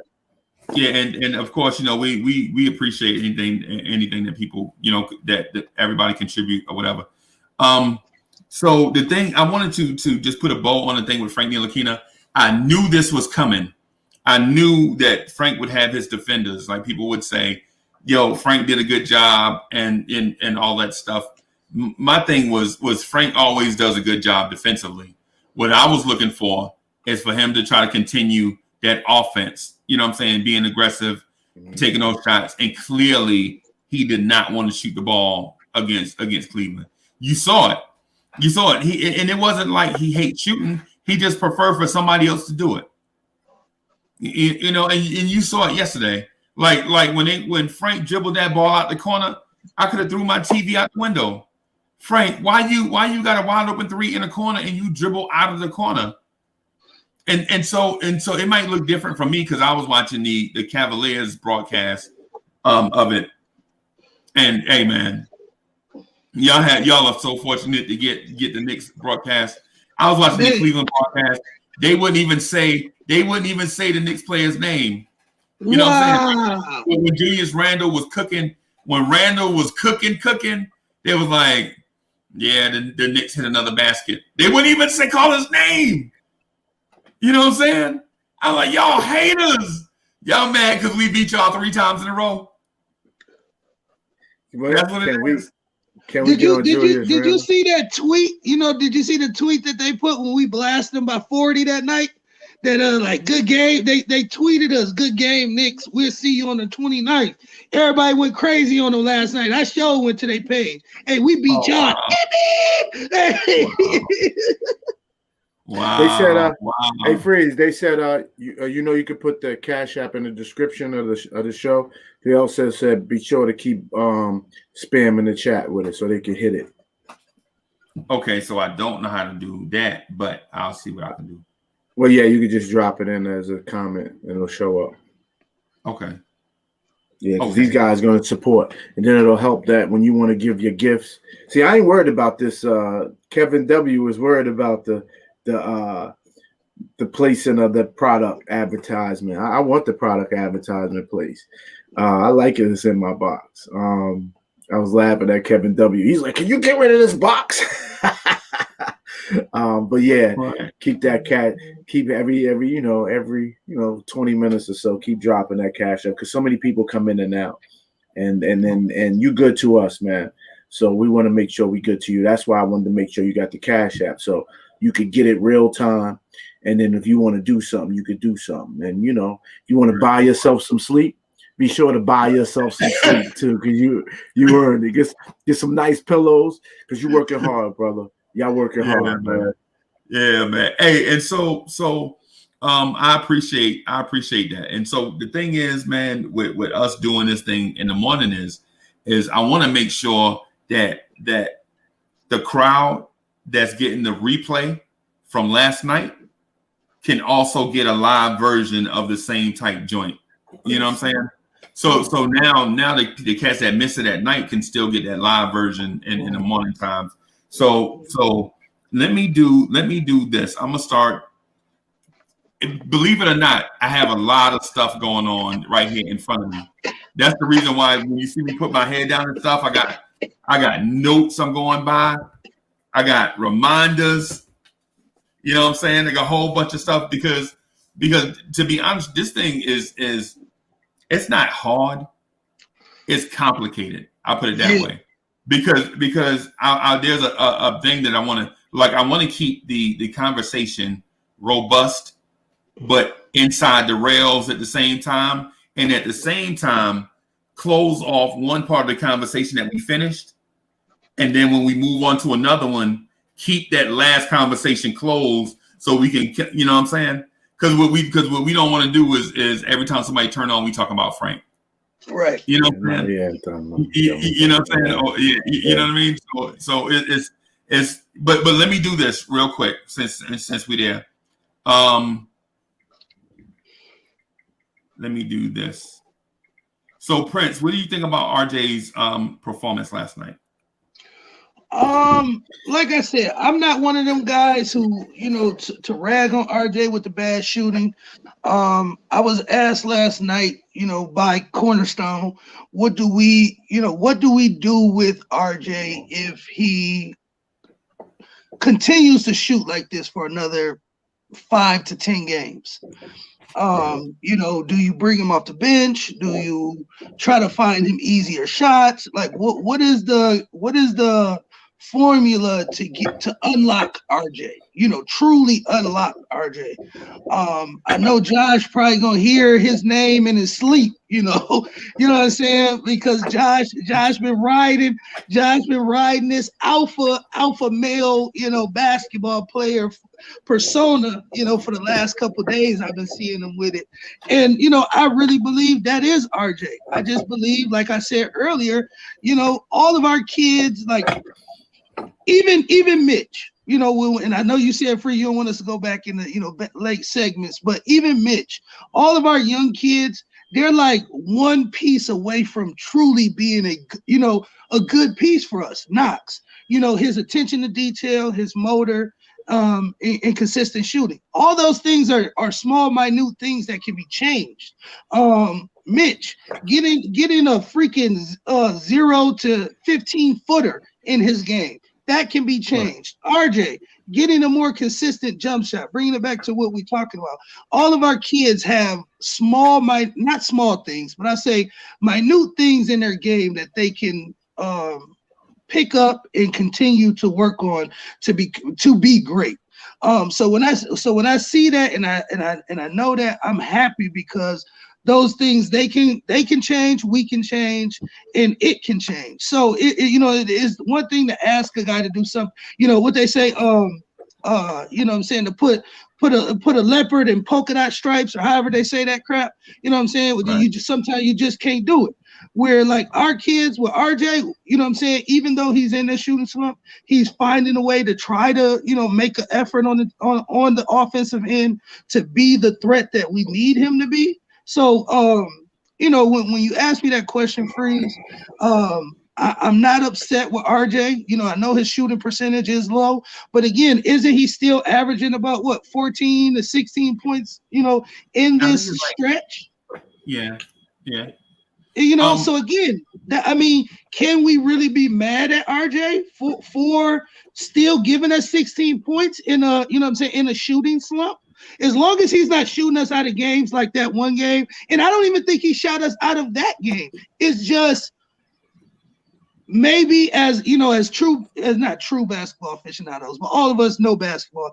As basketball, guys, we would have more liked him to not go 2 for 16, but go for 2 for 12 and just be like, I got to find a way to get Knox going. I got to find a way to get Julius some more run, because the ball's not falling for me tonight. So I got to be that facilitator now to make better passes, find people, open to affect my game. But again, in RJ's defense, like we all been talking about over these last couple of games, RJ makes his money at the basket and in the paint, scoring buckets. In these last couple games, he's had trees. that he had to go up against. And honestly, y'all, we know what it is. We're not getting fouls. Like, I've seen RJ get clothesline. You know what I'm saying? All of his layups are contested, and he's getting slapped around. Now, again, we got to finish through contact. That's definitely, you're a professional. But with that being said, like, there is a lot of outside variables that are, affecting RJ's, his shooting percentage and where he's at right now. And I'm not concerned about it, honestly, Freeze. I'll tell you what I think happened when you took Mitch off the floor and put in Nerlens Noel. RJ Barrett got 2 dunks at the basket. Spacing that floor, Freeze. Opening that lane up. One off of RJ catching the ball, going towards the basket. Like, I think they ran a screen. RJ comes around the screen at the top of the key, catches the ball, and goes straight to the basket and dunks. Right. The other is Julius Randle at the top of the key. RJ cuts baseline and gets a 2-hand dunk at the basket. Right. Now, I'm not looking to reopen the Mitchell Robinson needs offense argument, but you notice there's more spacing on the floor when Mitch is not there at the basket. It's the same thing that happened with us when Taj Gibson was starting. Remember, Taj Gibson was a starter for us, and RJ used to go to the basket and get murdered, and people used to say RJ can't shoot. Well, who can shoot with 2 sets of arms all over you? You know what I'm saying? And somebody in help defense, raking at you. Hey, so and White Falcon said they dunks, but hey, you know what? Dunks count too, man. Yes, and I'll take a dunk. A dunk is more efficient than a layup or a 12-footer, 13-footer any day. Right. And Sim had brought up his shot chart because, I made a reference to maybe we just got to make the game easier for RJ. And Sim said probably out of the, his shots last night, most of his shots were in the paint. He only shot the couple threes that he shot outside. He made a shot like a two or three like jump shots, but everything else was inside the paint. You know what I'm saying? So like we're saying, Freezy, it's not that he's taking bad shots. It's not that they're, illegitimate shots. Like, these shots are, things that in his game, RJ scores at the bucket. So again, when he starts getting calls, when he starts getting more respect in the NBA, we will see his game. And like Freezy said, once the offense truly opens up the floor for him, RJ, that was something else too we had talked about, Sim had asked. And I was like, we don't have slashers. But that's a lie, because that is what RJ is. RJ's the slasher. You know what I'm saying? Like, right. So, RJ is, that's what I was gonna say. The fact that okay, so the fact that you have RJ being the slasher and part-time point guard. And when I say part-time point guard, people are always like, oh, RJ don't play point guard. So on the MSG broadcast, Wally Zerbiak pointed out that down the stretch, RJ Barrett ran point guard for 3 or 4 possessions. 5 minutes at the 5-minute mark. 5-minute mark, fourth quarter, Freezy. I watched it again last night. 5-minute mark, fourth quarter. Thibodeau called a timeout, and he put RJ at the point because he didn't trust our point guard play, and we was getting stagnant. He put RJ at the 1.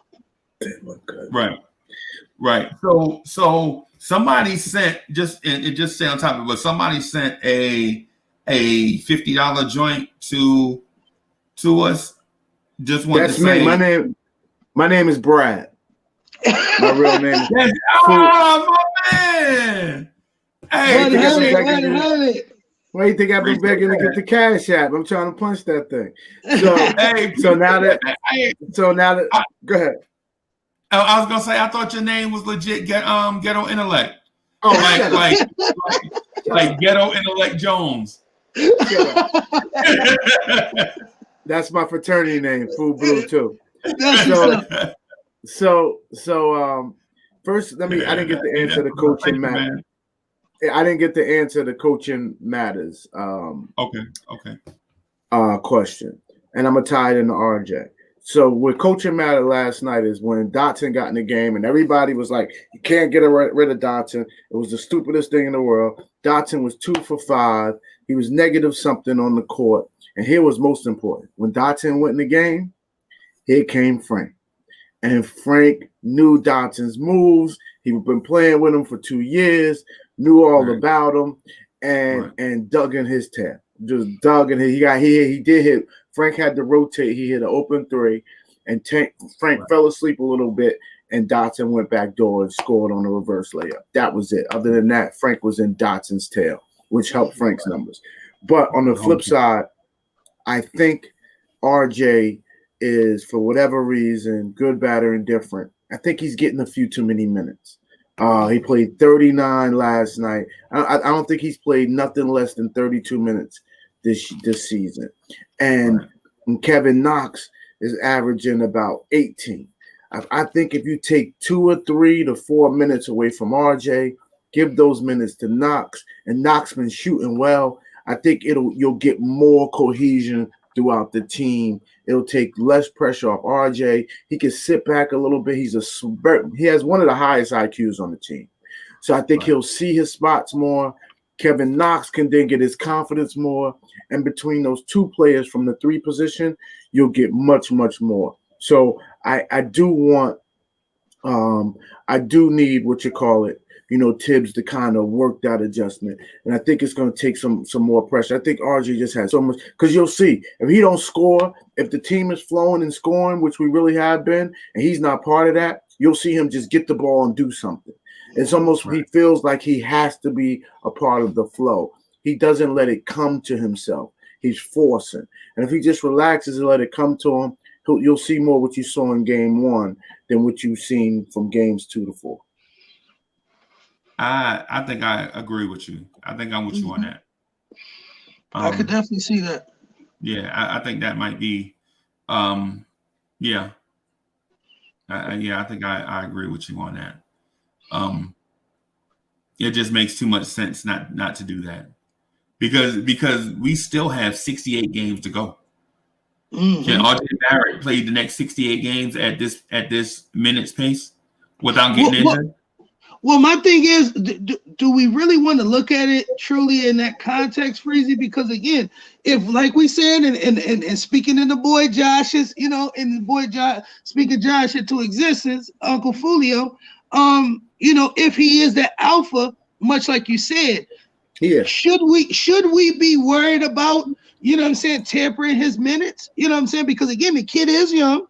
The kid, and I don't want to kill him. Don't get me wrong, because we don't want to no dastardly injury, because we just running the kid like a dog, knowing damn well, he's not really that beneficial to us winning. Like he definitely a piece, but again, like you said, Ghetto, and like you just said, Freeze, maybe sitting RJ 5 of those minutes to be more fresh or more, like you said, Ghetto, seeing, okay, damn, I could, okay, next time we see that set, I'm gonna go back door instead. Remember what the knock on Tibbs is. The number one top knock on Tibbs. Why his starters get mad at him. He plays his guys. He plays his guys too many minutes, and I'm seeing that early with RJ. Big Who and Randle. Well, Randle too, but right now we don't have a choice without Randle. Facts. RJ's efficiency is like 4th on the team in the starters. Mitch has a higher player efficiency rating. Burks has a higher efficiency rating. Randle has a higher efficiency rating. And guess what? So does Elfrid Payton. Elfrid Payton has a higher efficiency rating. And Big Who, I don't know if y'all watching the games, but RJ does not play 2, guys. RJ plays point guard or 3. He doesn't really play 2. So I don't know what you mean. I would love to see him at the 2-2, but I'm like, Tom Thibodeau is one of those old school, even though, he's in this new brand of basketball, but he comes from our era where a point guard is 6'2", 6'1", 6'3", you know what I'm saying? A 2 guard is 6'4", 6'5", 6'6". A 3 guard is 6'7", 6'8", you know what I'm saying? And a forward is 6'8" to, 6'10". So, and And I believe he believes that, no, your position is your position. You're a 3, you're a slasher, so I mean, like you said, until Knox can either play better or y'all can coincide and I can trust you at the 2. But when you got Alex Burke, even though he's playing off the bench, but when the rotation usually works out, Alex Burke's at the 2, RJ's at the 3, Elford's at the 1, Julius is at the 4. You know what I'm saying? Even when Bullocks comes out. So like I said, the way that they have that set up, like you said, Ghetto, it is what it is, when you look at it from that standpoint, Right. So. Right. Hey, so I'm going to say this, man. Hey, what's up to everybody in the chat? I see y'all. I see y'all in the chat. So chat, just remember, you know what? I gotta make sure I use some more visuals. I'm sorry. So chat, remember that, we want to, where is it? There it is. We want to make sure that we recognize today's star chatter. You know what I'm saying? We want to recognize today's star chatter. So just keep in mind who y'all want me to shout out on Twitter as today's star chatter. And that way we can recognize that person. Also, we want to, I'm going to check our mailbag on Twitter, just to see if we have any questions on Twitter. So I don't see any right now, but we'll keep doing this right here to check the mailbag on Twitter, just so that we can kind of incorporate social media into our joint as well. Gucci. Yeah. No Twitter poll today. No Twitter poll today. Yeah. There is a Twitter poll. So the Twitter poll is Julius Randle an All-Star or not? Oh yeah, that was he did open up he opened up with that. Yeah, is Julius Randle an All-Star? Right now, the poll says 57.1% no, 42.9% yes, in limited numbers. Let me get this smoke, man. Like, come on, y'all. Like, come on. Like, Freezy pointed this out. I heard somebody else point out the numbers. We're in the NBA. A guy gonna give you 20 and 10 and be the focal point of your team, and he's not an all-star. Like, I mean, the only thing y'all could argue is, we're not winning. It's not a winning program. Okay, well, now we're 2-2. So Freezy asked the question right now in this moment. We ain't talking like if the world freezes over, like Freezy said, demons start coming out the earth. Bro, is Julius Randle a all-star today? No, that's not the question. The question is Julius Randle our franchise player? Oh. That's the question. Oh, is that what's happening? Yeah. Oh, yeah. I'm sorry. Yo, so is Julius Randle our franchise player? That's right. I'm sorry. Now you got me on a different ledge. Hey, I'm trying to back up now. Hey, he back up quick. He slammed that thing in reverse. Hey, Uncle Freezy, I love you. I would go in the foxhole with you anytime, but on this one, I'm gonna stay on another bridge. Like I might like not quite. Because when you say franchise, you talking about like we building around Julius. Now it ain't. Now it's not the RJ show. Now you know what I'm saying. Now it ain't the K Cunningham show or whoever. We ain't even gonna get into the draft. It's the Julius show. It's the Julius show. So let's go into Julius Randle. We ain't talking about. Let's do it. Let's do it. All right. So is Julius Randle our franchise player? I'm gonna start while you think about it, the Prince, because you okay. To me, right now, everybody's gonna kill me, but I have to say yes, because unfortunately, while what I hear, fade for Cade, suck for Suggs, those are the things I'm seeing. I seen Cade play like his first game of the season. I'm not good at projecting players, so you have to take this into consideration when you hear my answer, guys. The chat before y'all kill me. I have no skill set at projecting what guys from college will do in the NBA. None. I just know Julius Randle is a 26-year-old player, and the player that all you guys are looking for to come and to walk through the door with a Superman cape on is 26 years old or better. I know if we get the right players around Julius Randle, he'll only be more efficient than what he is now. Those 9 turnovers is because he's still missing. First of all, he had a lot of guys hurt. Alec Burks would have took a lot of pressure off him last night alone. Right. So I see this Julius. Now, people are saying he's in a contract year. He's in a contract year. But we're also saying that coaching matters. You can't say both. If he signs that contract and Tibbs is still a coach, why would I assume that his play is going to be any different? Julius Randle comes to camp in the best shape out of everyone. Julius Randle is scoring from all 3 levels. Now, my biggest concern is that Julius Randle isn't the greatest defender of the rim. Mm-hmm. Right? He's not the greatest defender of the rim, which is why I think we absolutely need a center in this draft. We cannot leave this next draft without a center. And I don't want to get all the way down that road. Or we got to find a Drummond type in free agency. But to me, right now, the what you have in your hand and that you can hold on to is more valuable than anything that you could try to project and foresee and hope to get. If you got something in your hand, don't let it go. That's my position. I know I'm going to get killed on. I mean, Ghetto, you speaking on your facts, bro. So you know it ain't gonna. Me and Freeze ain't got no hate for you, bro. Now the chat, they own people, so we gonna let them be them. But I feel you on that. Me personally, I would say no, because I just don't know how easy it's going to be to build around Julius, because again, that like that's what I put it in the context. When you say he's our franchise player, now basically, like I said, the buck stops at Julius. Now everything is catered to his game and his philosophy. But much like you said, he has things that are on his side. On his side. He's going into his prime of 26. You know what I'm saying? Like people saying, he's truly not even really got into the prime. He's just etching into the prime of his career. And we're seeing that obviously there's still levels of his game.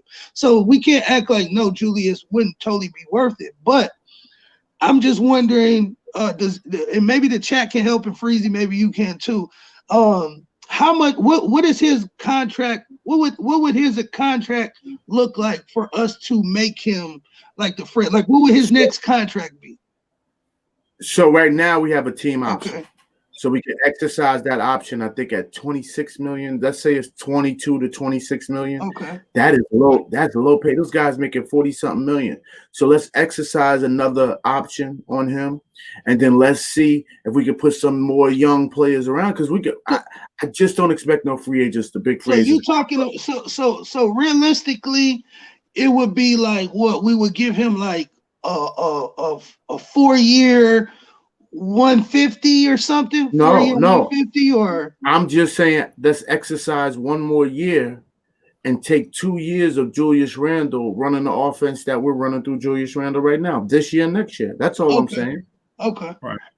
So like I was saying, just as a free, just to leave it at where it is, so I don't get too much more long-winded, I would probably have to say no, because again, I do think it's going to be a little tough with our current roster set up to just focus solely on Julius. Much like you said, I think if he made a more presence on the defensive end, you know what I'm saying, truly, then I'd be like, okay, this guy is a real franchise player. And what he's giving us on the offense is good. It ain't great, because again, we ain't seen Julius. Now again, if he put up freaking 20 triple doubles this season, now Ghetto, we might have to talk again. You know what I'm saying? We might be talking something totally different. And that might be my goal on the limb for the day. But I'm just saying, if he can put up those type of numbers consistently, like you're saying, and like you said, he ends up in a year in the 64-game season, you put up 20 triple doubles on a team like us. That means truly you bought in your skill set, you adapted it to the players around you, and you helped make them better. So we may be talking about something different then, but right now, if we talking about solely today, if Freezy asked me, hey B, you got to sign this contract, I got the gun to your head, you got the pen in your hand, what you gonna do? I'm gonna have to say no. I can't make Julius a franchise player, but I will let him ride out.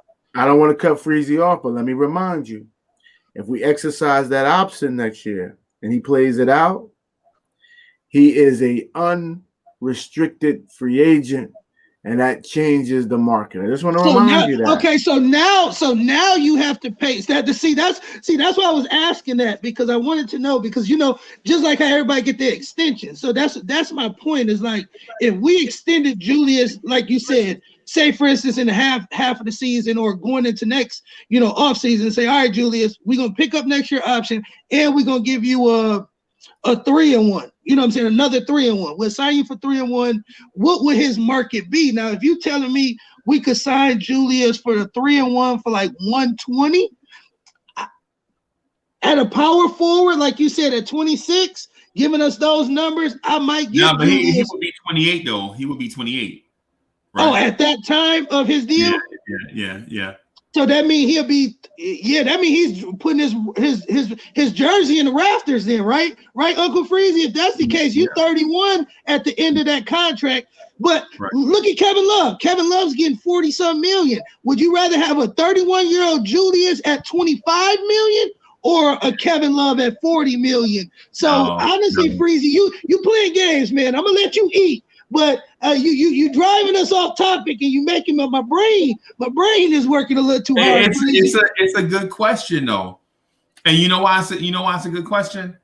The reason why it's a good question is this, and I'm gonna get to the answer of the question too. But the reason why it's a good question is this: what we do when we look at Randle, what we forget is that in the game of musical chairs, there are a lot of players and only a limited number of seats, right? You know what I'm saying?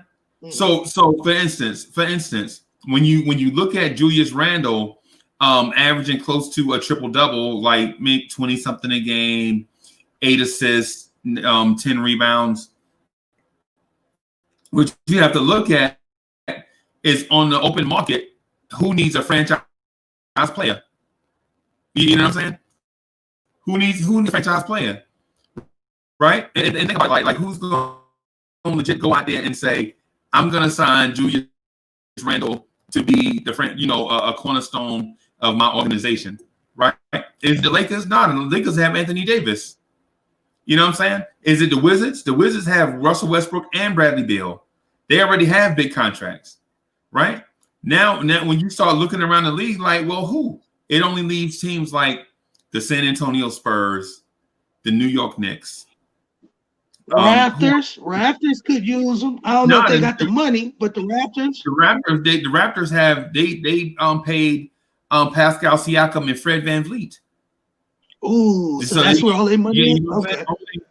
There are only a certain number of seats. Like once a team has 2 max players, they're out on a third. Okay. You know what I'm saying? Who is it? Portland. Portland has Dame Dollar. And CJ McCollum. So there are only a certain number of seats. And then on top of that, you ask Julius, like, Julius, do you want to go somewhere else and be third fiddle? I don't think he does. Or stay here, be the number 1 option and be the king of New York. You know what I'm saying? You're going to get the money. You're going to have your own franchise. Think about Julius Randle will have his own franchise, right? And the Knicks has steadily been bringing in young guys underneath him that he can mentor, right? And if that day comes, just think about it. Just hear me out on it. Just that day comes where Julius Randle leads this team into the playoffs and maybe loses in the Eastern Conference Finals to the eventual champ. Julius Randle is a saint in New York, kind of like how we talk about Carmelo. Carmelo didn't really do that much in New York, but we talk about Carmelo like he's a saint. Right. Now, just imagine a Julius Randle, and I'm talking about Julius playing like he is, playing like this year, not playing like last year. I think last year was an anomaly, right? Playing like he's playing this year under the same coach. Everything's the same for the next 4 years. Right, the Knicks mess around and make the playoffs, and we win a round in the playoffs. Say we beat Indiana in the first round of the playoffs, and we get to the second round of the playoffs and lose to somebody. Boston. For a franchise that ain't won nothing in 20 years, that's something. Yeah, that's cachet. So give me a You number. got cachet. You got So you cachet. said all of that, Freeze. Give us a number. You just said all of that. A great argument. Give us a number now. I'm talking about for a Randle extension. Mm-hmm. I'm gonna base it on what free agents are gonna be making in 2022. So I'm gonna say if Randle is playing like this and cuts those turnovers down, I'm gonna say that they'll probably max him out, and the max for him won't be that much because he hadn't made any any All-Star teams, any All NBA teams, none of that stuff. So a max for him will be about 28 mil. So I'll do. Freezy, I was gonna pay him like 22, 23, but if you saying B, now give him that extra $6 million. You ain't gotta bend my arm, Freezy. It's gonna start at 28. It's gonna cap out about 35 though. Right, that's what I'm scared of. That's what I'm scared of. But the thing that shouldn't scare us is that number will go up, but it will remain the same percentage. It only goes up on the inflation type thing where it's the same percentage. But so say Julius Randle is 17% of the cap, but the cap increases every year. So that means that number will go up, but you still have just about the same amount of bread to go out and sign another free agent or whatever. So it won't be a situation where we'll be handcuffed with a Julius Randle extension because it's only one guy, right? What would hurt us is we max out RJ Barrett with his current level of production. You know what I'm saying?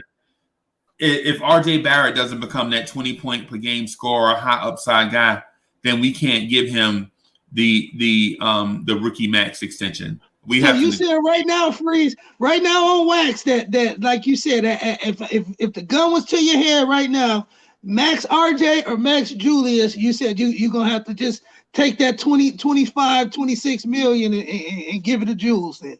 Yeah, you gotta max Julius. You gotta max Julius. I think I'm with you. And so because what you never want to do is max somebody out based on potential.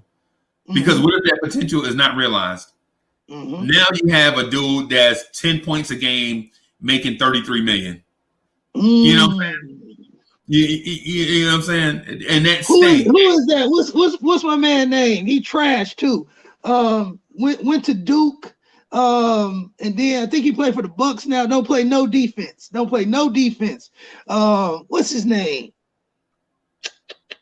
He was a 3. He played the wing. You talking about Jabari Parker? Jabari Parker, bro. Right. Jabari Parker. They maxed he's in Chicago. He's in Chicago. He's in Chicago now? Sacramento. They bounced him. Yeah. He stay on Wax. Like I think his line, I seen something where he said 90% of the league don't play defense. That's what they pay us for. What? Right. Hey, bro, I'm glad you don't wear blue and orange, bro. I'm glad you don't wear blue and orange. Right. But the thing about Randle though is the contract thing is one that we can discuss down the road. But right now, Randle is our franchise player. Okay. Right. Game on the line. Who are you giving that ball to? You need a basket. Are you going to RJ Barrett or Julius Randle? The ball's gonna be in his hand to make the play. It's gonna be in Randle's hand to make the play. Right. And I would assume Rivers, Julius. I think it is 60-40 Julius at least. And honestly, RJ got to find his spot on the floor because when Rivers come back and if he starts scoring, it's gonna be Rivers, Burke, or Bullock around him. To kick to. Right. So now the young boys just got to they're going to get the scraps. Like, you know what I'm saying? You young boys are going to get the scraps, Right. But it's something to consider. Like so if Julius Randle is not our franchise player, then who is? And in this word, I know Josh probably smiling, looking like the Prince. Keep giving me love. This is where Josh might be right at, guys. Like we need more guys. We clearly see we need more guys because again, even I love my baby Knox, but like I can't. I would, I would have to go shoot on a toothpick, not even a limb, to say that he would be our franchise. And then we already destroyed Mitch. So let's lay that one alone. Frank is done. So like you said, it's RJ or Julius, or whoever's coming in. So like you said, with that being said, we don't have it. We don't have But it. if we're gonna get a star, we got to get him this off season, because this is when our cap room is we still got cap room. They're not gonna let RJ walk. They're gonna give him some money. So once Julius gets paid and RJ gets paid, we got room for one other guy, and then Quickley's gonna get paid if all goes well. You know what I mean? Knox is locked in for a couple of years. So, and Mitch might potentially get paid. So now we're looking at the future of our calendar. So them picking up Knox and RJ's rookie scale, what does that mean? How many years does that give Knox? One more year. Just one more year for him, 1 more year for RJ, same difference. Right. Okay. So here's the thing with Ghetto Intellect said, and it was smart. My only thing though is I'm looking at it at a little bit different. Josh is here. I knew his ears was burning. We talked him up. That's what happened. Talked him up, bro. So here's the thing about the free agents. I just don't think free agents are coming here. I don't think they're motivated by anything to come play for the Knicks. I don't think they're motivated by money, by franchise, by opportunity, by lifestyle. None of that motivates a guy to come here and be in this grinder. I mean, Julius Randle gave it everything he had, and there was legit venom for Julius Randle. Like, people hate Julius Randle until they saw him improve again, right? And my deal is, I think what we'll have to do is pull off some type of deal for a guy like Al Horford from Oklahoma City, right? Just trade for Al Horford and get a bunch of draft picks to take that sorry contract, right? No. So here's why it works, right? This is the reason. Here's how it works. First of all, in order to get that ugly contract off of Oklahoma City, we'll have to get first round picks. So rebuilding, they're gonna have to give us 3 or 4. Rebuilding. Yeah, rebuilding teams covet first round picks, right? Also, what Al Horford does on the floor as opposed to Mitch Robinson opens up. It unlocks 2 people, right? When you have a slasher playing next to Al Horford can step out and shoot that 3 and get those offensive rebounds, and is switchable on defense for 3 different players, right? When you have Mitch on the floor, Mitch is not stepping out shooting that 3. Remember yesterday, he had the ball wide open, a man within 12 foot, and he never even looked at the rim. Al Horford knocks that shot down consistently. That's money, right? But guess who else it unlocks? RJ Barrett. So now you got Al Horford at the top of the key. That's the threat as a 3-point shooter. Now nobody is there clogging the lane. Now RJ Barrett goes from a 17-point per game guy on low efficiency to about a 23-point per game guy on high efficiency. You know what I'm saying? And not just scoring at the basket, but when defenses collapse, now you got RJ Barrett with the point guard skills that he's slowly working on, and sparse minutes, can kick that ball out to Al Horford for 3.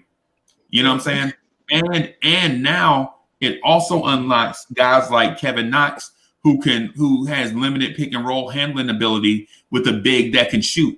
You know what I'm saying? You can't run the pick and roll with Knox and Mitch, because Mitch is only a threat to go one way, right? There's no guessing, no second guessing on the defense, right? As soon as Mitch comes to the screen, the defender can run straight to the basket, because that's where he knows Mitch is going. But with Al Horford, you have to defend Al Horford from the 3-point line to the basket. Now, does he finish at the basket like Mitch? No, right? But does he defend the basket like Mitch? Maybe not the rim protector, but right. He's not a rim protector. But he's a better on-ball defender than Mitch. Mm-hmm. He can switch. So Al Horford can go, and I'm not saying he can guard all small forwards, but what I'm saying is, if switched on a small forward, he can hold his own until you switch back. You know what I'm saying? Mitch. I don't think Mitch can guard small forwards. I think he can guard some power forwards and some centers. Hey, Harlem Girl, and I know Al Horford does look like he may be toast, but how many years? Real quick, Freeze, before you get into it. Sorry, how many years do he got left on his contract? Hold on, I'll let you know. Hold on. Okay, Freeze, eat. Yeah. So the thing with Horford is this: you don't have to play him a ton of minutes, right? You don't have to play. You can give him Nerlens Noel's minutes. Mitch is still the starter. Yeah. Mitch is still the starter. You can give him Noel's minutes, right? And then you get a spaced out floor. That's what you want in today's game. Mm-hmm. You get a spaced floor, and then you also get the draft picks. So now, instead of you talking about the potential of getting Bronny James in 4 years, you know what I'm saying? Okay, let me see. This is Tweaky White is in the building. All right. Yo, what's up, man? Tweaky, what up? What's good, Yo, bro? what's good? Al Horford's contract ends in 22-23, but it's not big money. It's 27 a year. He'd be getting less than Uncle Freezy. Uncle Freezy, you're a prophet. You're a prophet. Like I said, when you hear it, you like, oh, like ghetto intellect. You like, oh no, but 27 million. But what would you have to give up for that? Are you gonna give up Julius for that, or who you gonna give up for that? No. The Knicks have cap space. Oh, so just absorb. Well, I think we would have to give up at least a player. I think because we only have 18 million. So I think either Dolan would have to pay for the luxury tax, or I think we would at least have to send at least one player. No, don't forget we have close to 70 million because we have a bunch of dudes on 1 year deals.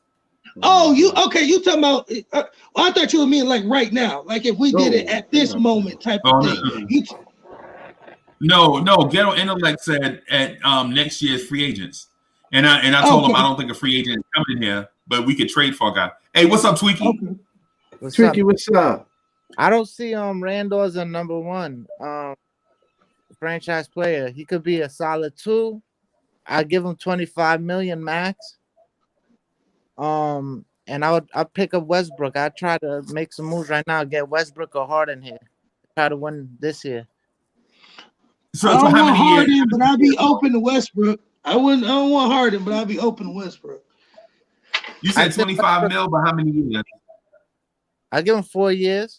25. That's what I said. Okay. I said the same thing. I wouldn't. That's what I was saying. That like Ghetto said, when that cap scale rises, and then now we looking at a 31, 32-year-old Julius making 32 million. If his play starts to diminish, we gonna be looking. I'm gonna be pissed off. So if at the end of his career he's getting 26, 27, I wouldn't be too mad at that. Well, hold on, guys, and I want the new guys to pop in because I got some combo for Josh. Josh, what's popping, homie? Good morning, y'all. How y'all doing? What's up, y'all talking about giving a 36-year-old Westbrook 47 million. Well, that's only for 2 years, though, Ghetto. That's only for 2 years. At the end of his contract, he'll be his last year. You talking about his last year? He'll get 47 million his last year. So what is he right now? Ghetto 3? What is he? 33 or 32? 33. 33? How old is Harden? Harden's younger. Harden's like 27, 28. 27, maybe even 30. He might be 30. James Harden might be 30. I wanted to trade Randle for Westbrook in the offseason. Like we like all going crazy over this one triple-double for Julius Randle. Westbrook gives you that every night. You get that from Westbrook every single night. Every night you get that from Westbrook. But Uncle Fulio, the argument with that is, like they said, Westbrook gave, he's giving dubs out there. He giving trip dubs in Washington, and they 0-4. Yeah, So again, that's the team. That's the coach. That's other things go into winning. It's not just. I hear you. No, don't get me wrong. I hear you.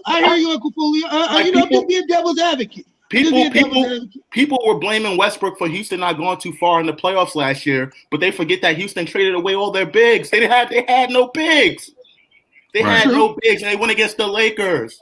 True. Like, what is? I don't understand what is. I wouldn't blame. I'm sorry to cut you off, Josh, but me personally, I don't blame Houston's lack of, performance on not James Harden, but Russell Westbrook. I don't believe that had nothing to do with him. You just got put in the situation that you was in, and he had to play. So I don't put that on him. Statistically speaking, he had the second highest stats throughout his whole career last year in Houston. Russell Westbrook. That's what's up. Like, I feel like Knicks fans, like we like I mentioned this before. We want this by committee approach, this team approach, which is nothing wrong with that. But when is the last time we had a star in here, like a legit star, alpha? Carmelo Anthony. And the last time, and when he was here, we went to the playoffs. We were a playoff team. We were relevant. Yeah, but I don't want to give a 36-year-old guy based on his athleticism $47 million. That'll be the last year of his contract. But Ghetto. And Josh, what do you say about John Wall? Now again, would you rather have John Wall than Westbrook? Me personally, I think Wall makes his team a lot better than what Westbrook does. Go ahead, Tweaky. What is Wall doing right now? Is he playing good? He's not even playing. He's not playing? He's hurt. I didn't know. Well, damn. I didn't know that. John Wall is hurt. He's been hurt throughout most of the entirety of his contract with the Wizards. Hurt, like not even playing. Isn't he in Houston? No, he's in Houston, Josh. Now he is, but I'm saying he's hurt right now. He's hurt again. Okay. Yeah. Okay. You know what I'm saying? He's not even on the floor. So like him, the Gordon Haywards, I would have never. Nah, you stay away from those guys. Westbrook has proven to be at least relatively durable throughout his entire career with his athleticism, and he's still putting up triple-double numbers. Do you think Tom Wall gets Thibodeau $47 million at the end of his too? Do you think Tom Thibodeau would be able to corral Westbrook to do like the same thing he did to Julius? Would you think he'd be able to do the same thing? If corral him means make him take less shots, maybe, possibly. But I just feel like Russell Westbrook's game. Be more team oriented. Be more team oriented. Be smarter, with more methodical with his playmaking. Not just going out there just doing it off just raw athleticism like Ghettos did. Like truly going out there and you know what I'm saying, being the star that Russell Westbrook can be. You know what I'm saying? Like I think it's a myth. I think it's a myth when people say Russell Westbrook isn't team oriented. I think Russell Westbrook does make players around him better. Sorry about that. So okay, I said that wrong. I think he does make players around him better. If you look at guys that went to Oklahoma City, like Steven Adams is never going to put the same numbers he put up in Oklahoma City in New Orleans. That's not going to happen. Like all these guys that are like role players, they're not going to put up those same kinds of numbers because they're not playing with these superstar guys. You know what I'm saying? Like Knicks fans, we have to understand, like in this league today, you got to have that star player. You have to have him in order to win a championship. You have to have that. If you don't have that, hey, so let me talk. Hey, Josh, can I jump in and ask you something? So first of all, hey, I love that Boston Celtics fan. This is Brooklyn Dodgers. I know that's a joke from the other live stream with you and Isaiah. Remember Isaiah was talking about the Yeah. I'm ribbing him from something Isaiah said. Yeah, I'm a Brooklyn cat. I'm a Brooklyn cat. And I'm not talking about the Nets. I'm talking about just Brooklyn through and through. 100. I know. Hey man, so I've been cursed with this thing called a sense of humor, man. So when Isaiah said that was a Boston Celtics hat, I thought that was the cutest thing I heard all day. I'm like, Isaiah, it's not even green. How you gonna call it? And then he was like, "No, I meant Red Sox." And I'm like, "No, dog, it's not a Red Sox hat either." but anyway, I just thought that was funny, man. But anyway, so I think the Knicks have their star. And I think since we're in the moment, we don't recognize that he's the star yet. So what we probably need to do is see about 30 or 40 more games at this pace or better, and I think the Knicks will turn the 180 and acknowledge that Julius Randle is not only the star of the Knicks, but is also the franchise player, and that he should be an all-star, because power forwards don't legit average 23 and 10 with 6 rebounds. The only other person to do it right now, I think, is Jokic in the league. So Julius Randle is up there and rarefied air. You know what I'm saying? And he's doing it in New York now. The thing is, it's only been 4 official games, right? So I'm not saying put a statue outside of MSG. What I'm saying is if Randle continues to play like this for the next 30 or 40 games, we'll have to acknowledge that Julius Randle is a star, and that the coach we hired to coach him, the first coach, was an idiot. The first coach to do what? To do what? The coach that we hired, Fizdale, was an idiot. Hold on, wait a minute. So I have a retort to that. I know you love Fizdale. Well, no, I don't necessarily love Fizdale, but Fizdale was the first one that thought about the idea of having Julius Randle play the point forward, and he got destroyed for it. Absolutely destroyed. Oh, Randle has the ball too much. Randle shouldn't have the ball. Like, Fizdale was getting destroyed for that.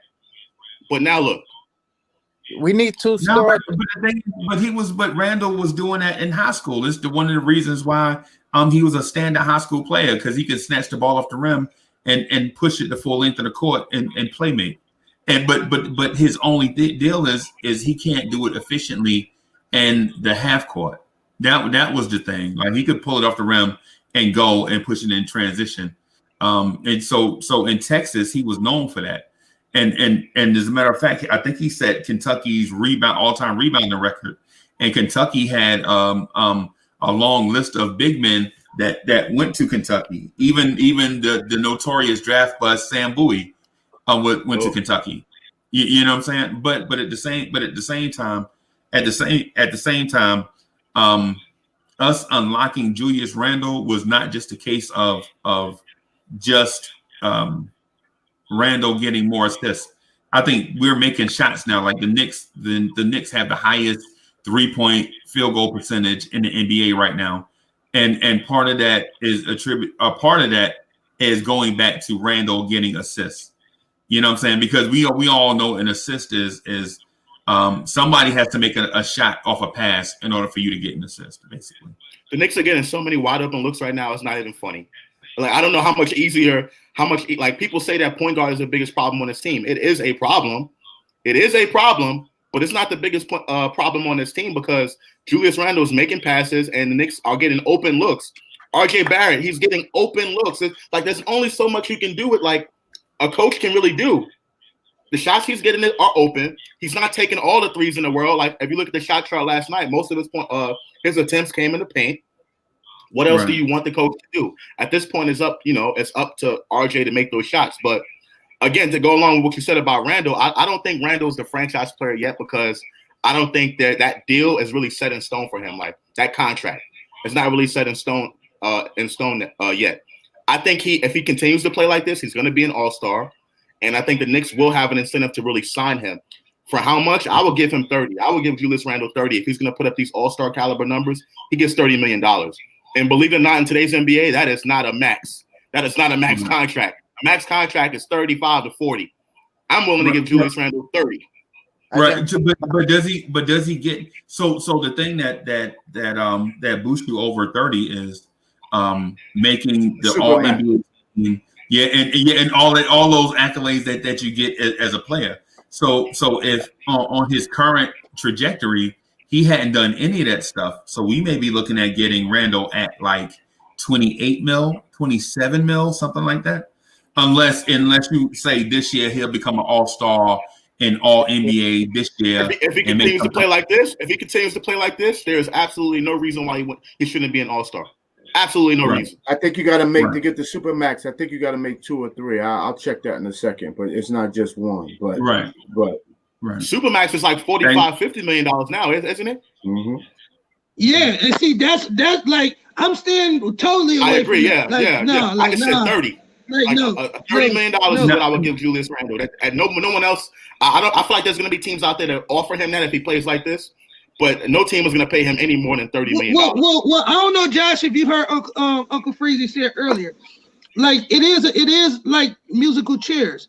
We was like, if you could think in your mind real quick, not to take us off topic, but where do you think he could go? Because again, like I believe it's gonna be one of the marriages that both sides have to agree to for the Knicks and for Julius. So again, when you say that, where like Uncle Freezy said, when you play musical chairs, where does Julius truly fit at? Who would pay Julius that $30 million? That's a really good question. That's a really good question, Right. and that's why I don't think as of right now there's going to be that many trade suitors for Julius Randle at the trade deadline because of what you just said, and for the simple fact that this free agent market this upcoming offseason isn't as good as it once was. So there's no incentive for another team to really cut Julius Randle's contract. You get what I'm saying? Right. I don't know if there's really suitors out there for Julius Randle. So the Knicks pretty much are in a good spot with Julius Randle. You play it out and you see where it goes. But prior to this, the season starting, I wanted to trade him for Russell Westbrook because I feel like you can get the same kind of production on a night in, night out basis. You know what I mean? You can get that triple double is going to come every night. The only question is whether Westbrook is going to put up 12 or 25, right? Pushing 30. Right. You know what I'm saying? So. Right. That's why I'm at. So the musical chair. Hey, Tweaky, I wanted to ask you something too. So here's the thing: we're talking about the musical chairs type scenario where teams have their franchise players and secondary player in place. Where do y'all see Julius Randle going? And I'll start just throwing something out there. The only two teams I think legit could be in play are the San Antonio Spurs, because they're really young and really old at the same time. There's like no middle. Like they have a bunch of dudes, former All-Stars in their 30s, and then they have a bunch of young guys that they drafted, like Lonnie and some other guys. That boy killed him bad. Yeah, he nice. Yeah. So in this deal, so what do you think the Julius Randle could go? So who would chase Julius Randle? Oh, I think he's staying. But I feel like he could be a franchise player, but you're gonna need two to win the title. Not a lot of teams are winning with one star. So I'll check Harden or Westbrook right now. Give up a few youngins, give up some draft picks. They would want RJ. Houston would take RJ and 3 first rounds, which goes out 6 years. That's too valuable for Harden. They're not gonna, because Harden wants to leave anyway. So that's why they haven't traded him. Right, because they asking price is still too high. Too high. That's why he over there doing. That's why he going to the strip club and breaking protocols, so his value lower, so that they have to trade him. You know what I'm saying? Like, yeah. So, but RJ and 3 first round picks all the way out to that 6 years, 2026. That to me is too valuable. That's too valuable for Harden. Yeah, and Harden is a 2-year rental, by the way. He's only two. Because we don't know what he gonna want to do after that. Yeah, I'm not giving up all that for Harden. 2026, we won't have Harden. They'll still be taking our draft picks. Houston's not gonna be done with this. Let me say something else. That's the equivalent of a Carmelo Anthony trade. That's the equivalent. That's the exact equivalent of that. Let me say this too, real quick, on what Julius's contract would look like, because he is our player. We have his bird rights. In 2023, 22-23, we'd have to give him $37 million. In 23-24, we'd have to give him $40 million. And in 24-25, we'd have to give him $43 million, based upon not being a supermax. That's not supermax? No, that's not supermax. That's based upon I don't know, Humphreys. I don't know, Humphreys. That's what the CBA is projected going forward for non-supermax. Supermax, man, is crazy. Supermax is that matters. What percentage of the cap is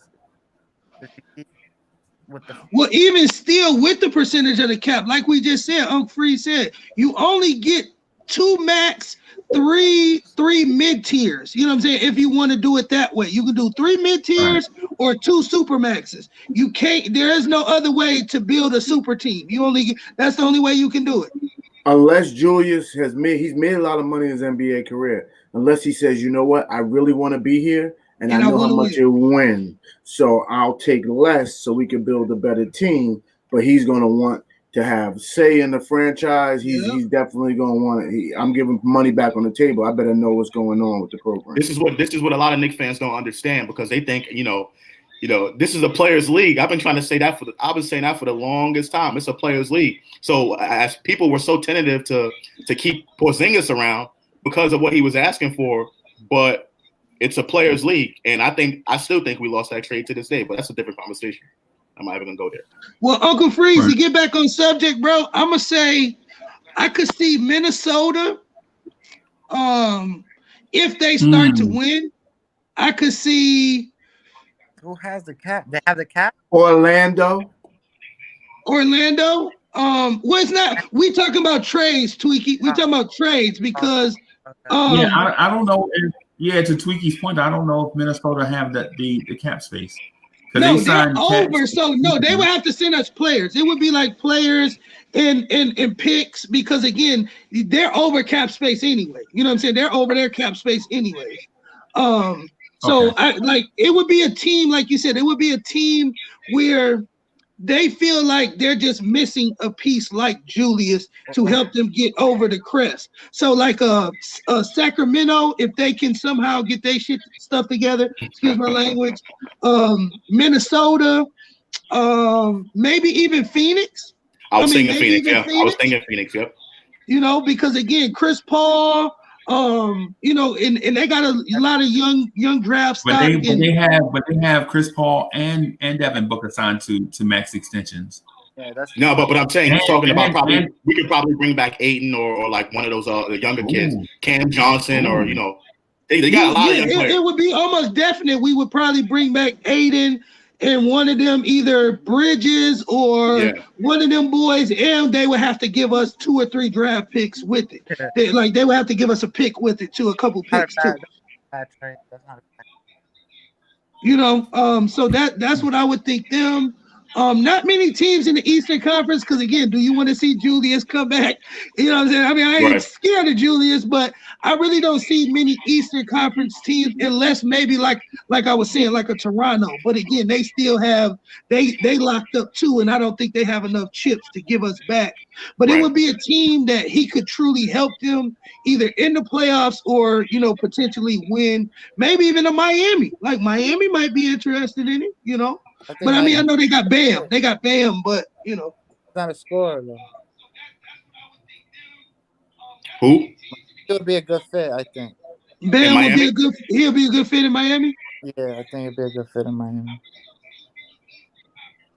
Yeah, I mean, because they were saving cap space to sign Giannis, right? So they still have. Yes, that was the whole point of this offseason, like the Giannis and AD and they feel Kawhi. like they was missing one piece. Yep. So and my last one, and I was going to ask you, Uncle Fulio, what you thought about this? Is if we did, and I think you said you don't like Lonzo, but if we did the trade with New Orleans and sent him back to New Orleans. I didn't say I didn't like Lonzo. I never said that. Okay, my bad. Yeah, I mean, I think Lonzo Ball would be a good addition. I mean, especially for a team that is in need of a point guard, and that we lack and at the guard position. That's what we lack right now as far as talent. I know they're playing well right now, but yeah, I mean, bringing back some guards. Let's get some picks in here. Yeah, I would love it. They're gonna ask for a lot for Lonzo though. Especially from us. I don't think so. But I hear you, Uncle. But you got to think of it if for whatever reason they can start to be good in the West and they a 6 or 7 seed. You send Julius down there with Brandon Ingram, Bledsoe. Man, they might be dangerous. They could be a tough 4 or 5 seed. Zion. They could be a tough 4 or 5 seed. You know. Well, they're not playing well right now. So they we say they playing trash. We said they're playing terrible. The Pelicans are not playing good at all. They lost by 50 last night. Yeah, oh wow. Yeah. Zion looks lost. Go ahead, Gil. No, just Zion looks lost. He really looks hard to find his position.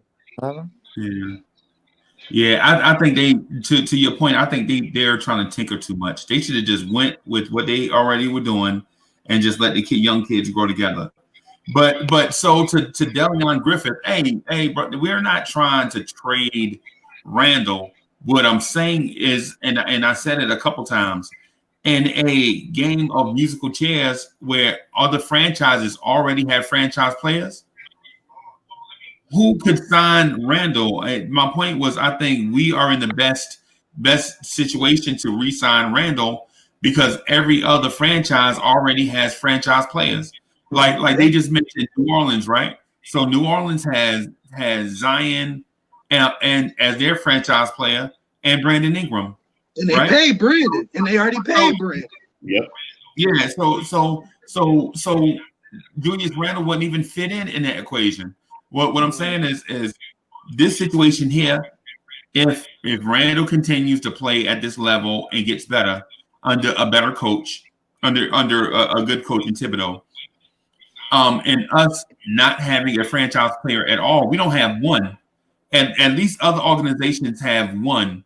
Right, we don't have one, right? Or we don't acknowledge having one. How about that? Right. Right. At least in Cleveland, they acknowledge having Colin Sexton as one of their franchise players. And Garland, right? Yeah. And then in Detroit may not have a household name, but they have Blake Griffin on a franchise player contract. Fact. You know what I'm saying? Even if he's not the franchise player anymore, his contract says he is. Right, but the Knicks don't have a guy. The Knicks don't have a guy making more than $20 million, and some teams have 2 or 3 guys making $20 million. Right. You know, we got to buy the right guys. Hey, Josh, are you agreeing with Richie Rich that Lonzo is a unrestricted free agent? Yeah. So again, that takes the Pelicans off the table. No. He's a restricted free agent.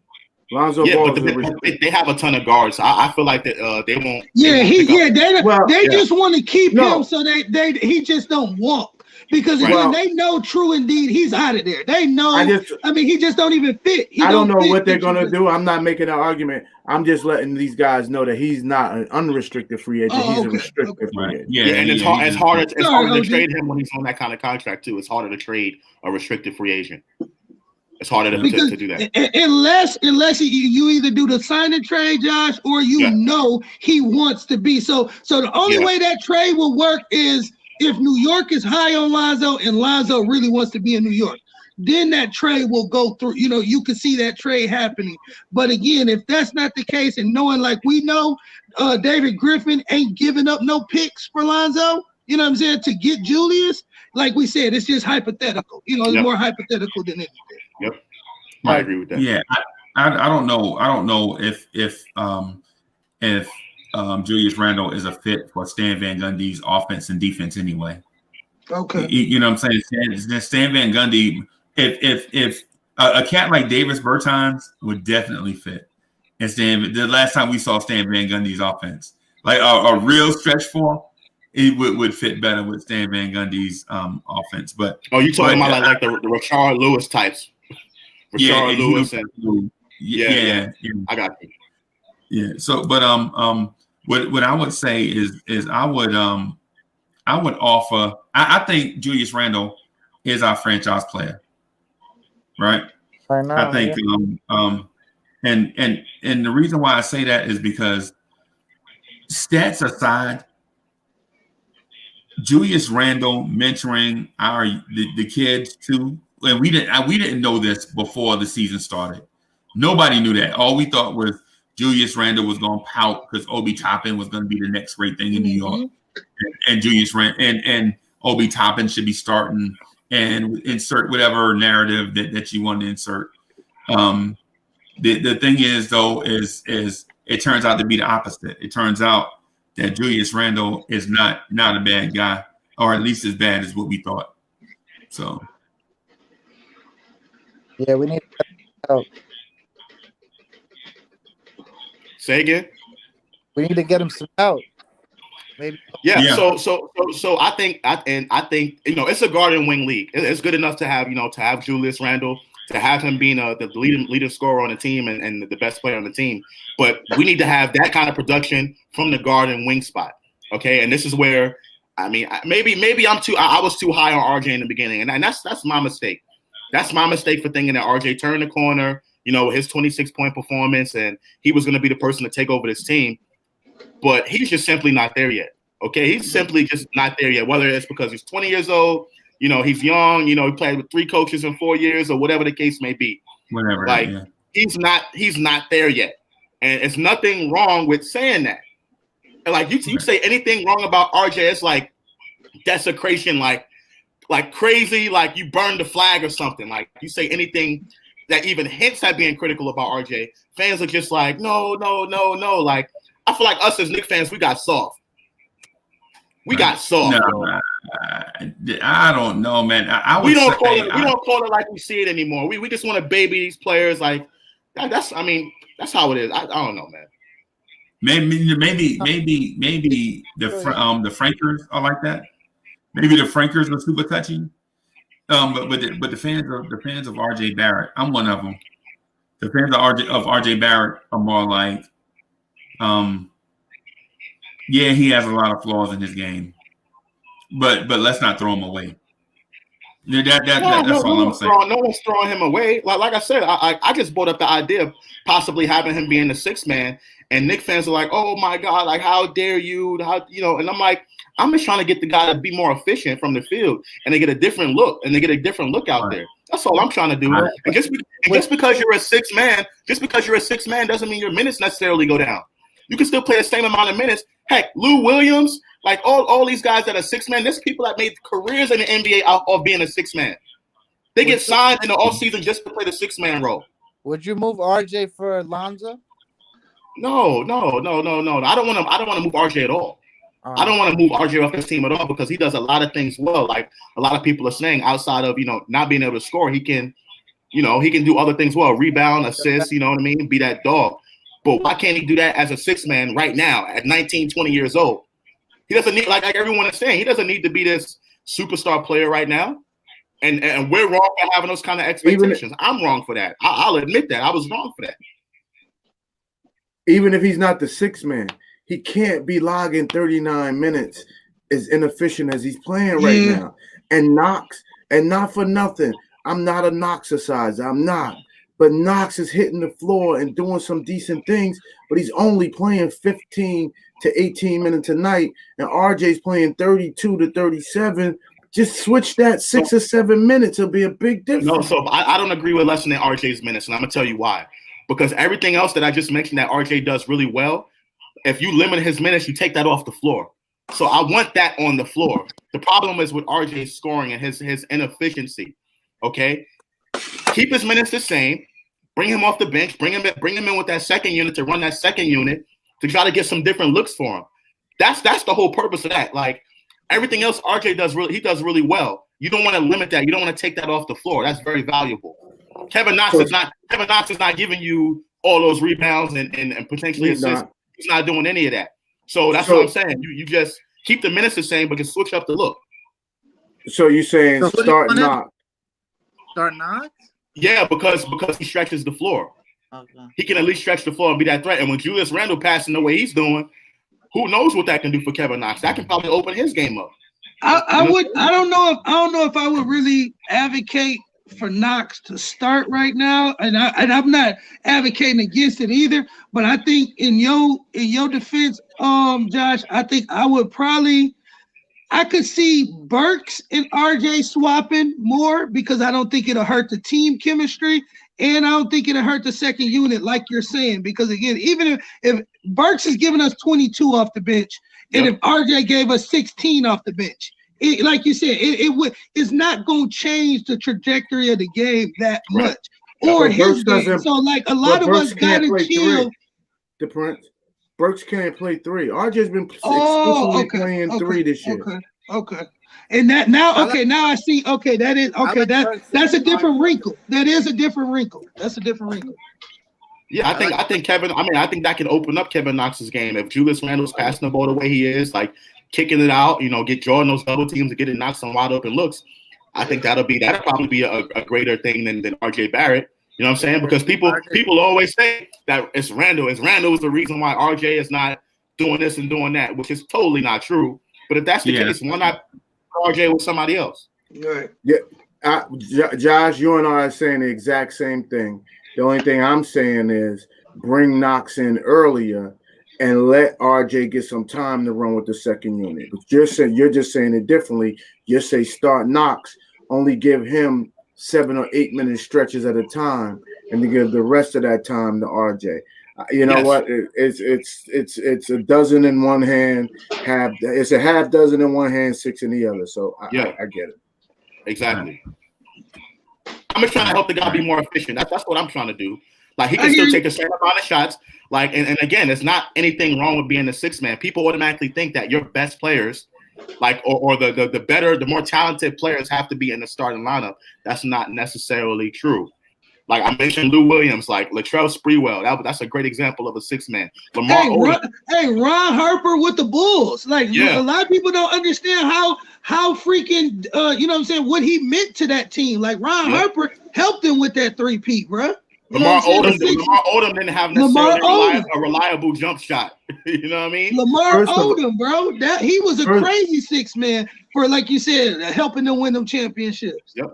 First of all, whenever I talk basketball with somebody and they always stuck on the starting lineup, I was so happy. One of the things that warmed my heart is the most when Tibbs says, "You guys keep talking about the starting lineup."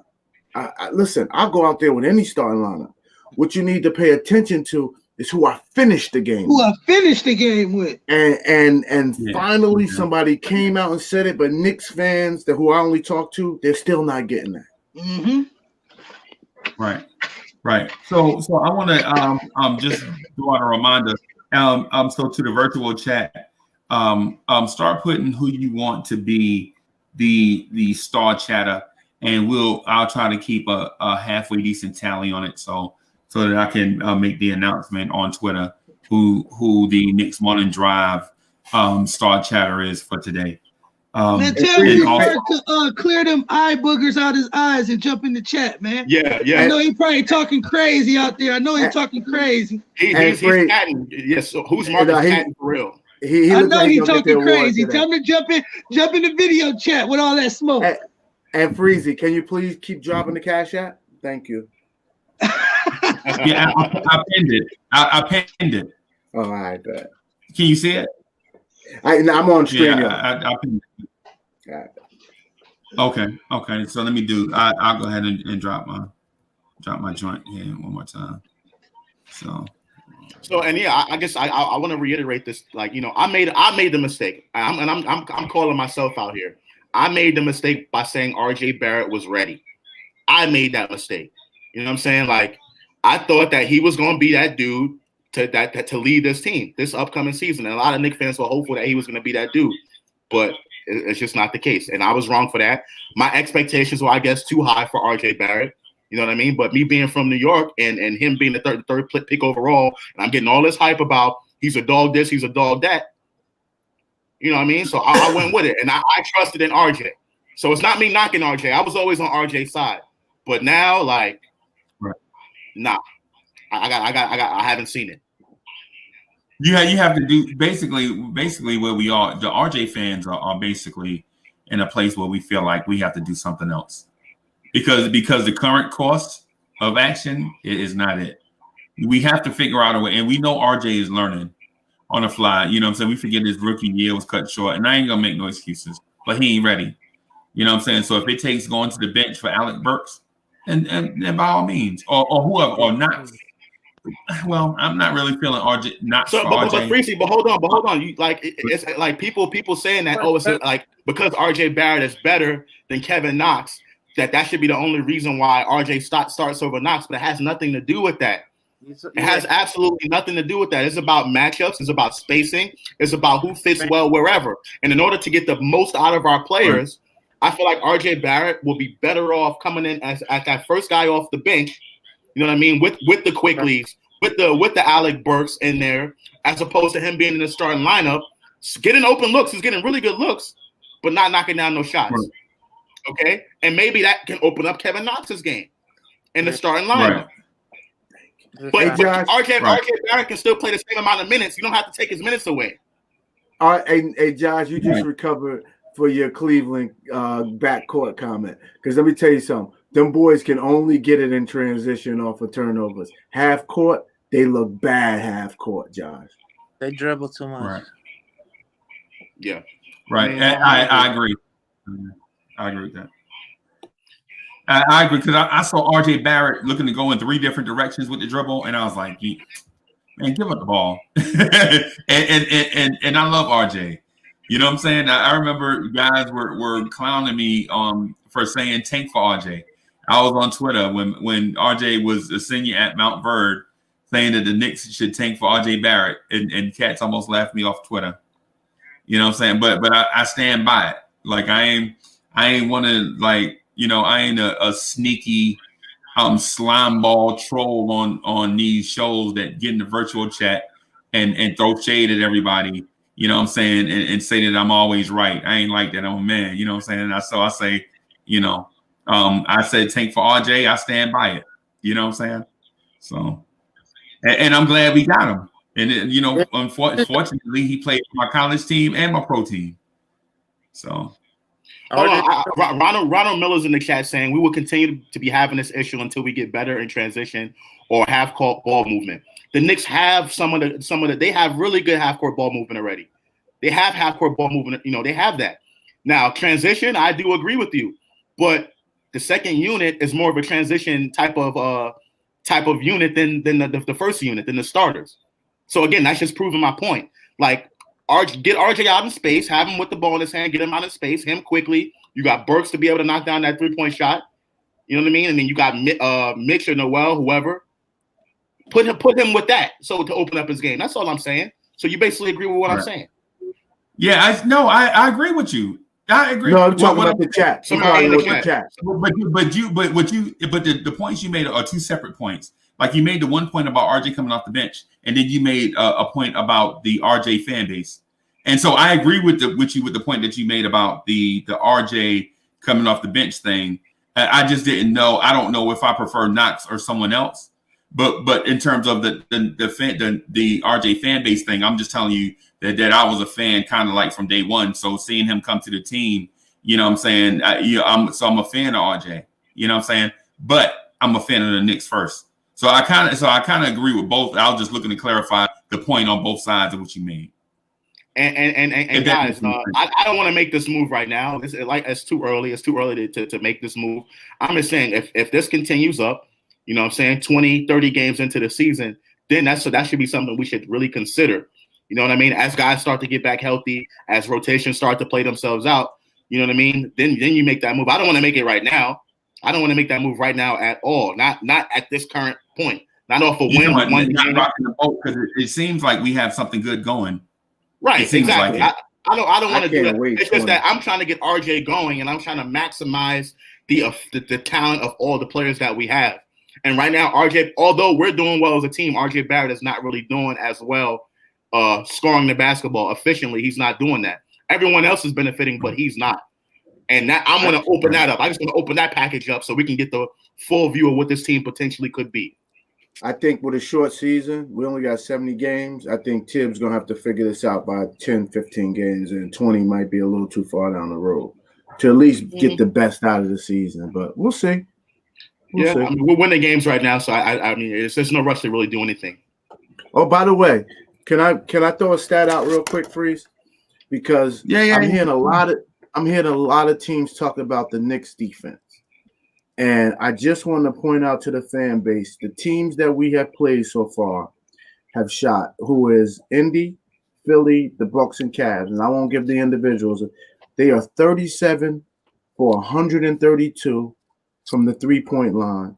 The teams are shooting 28% against us. If we think that that's going to be a consistent for us to eke out games by 8 points, I think maybe we beat somebody bad, right? We beat the Bucks pretty bad.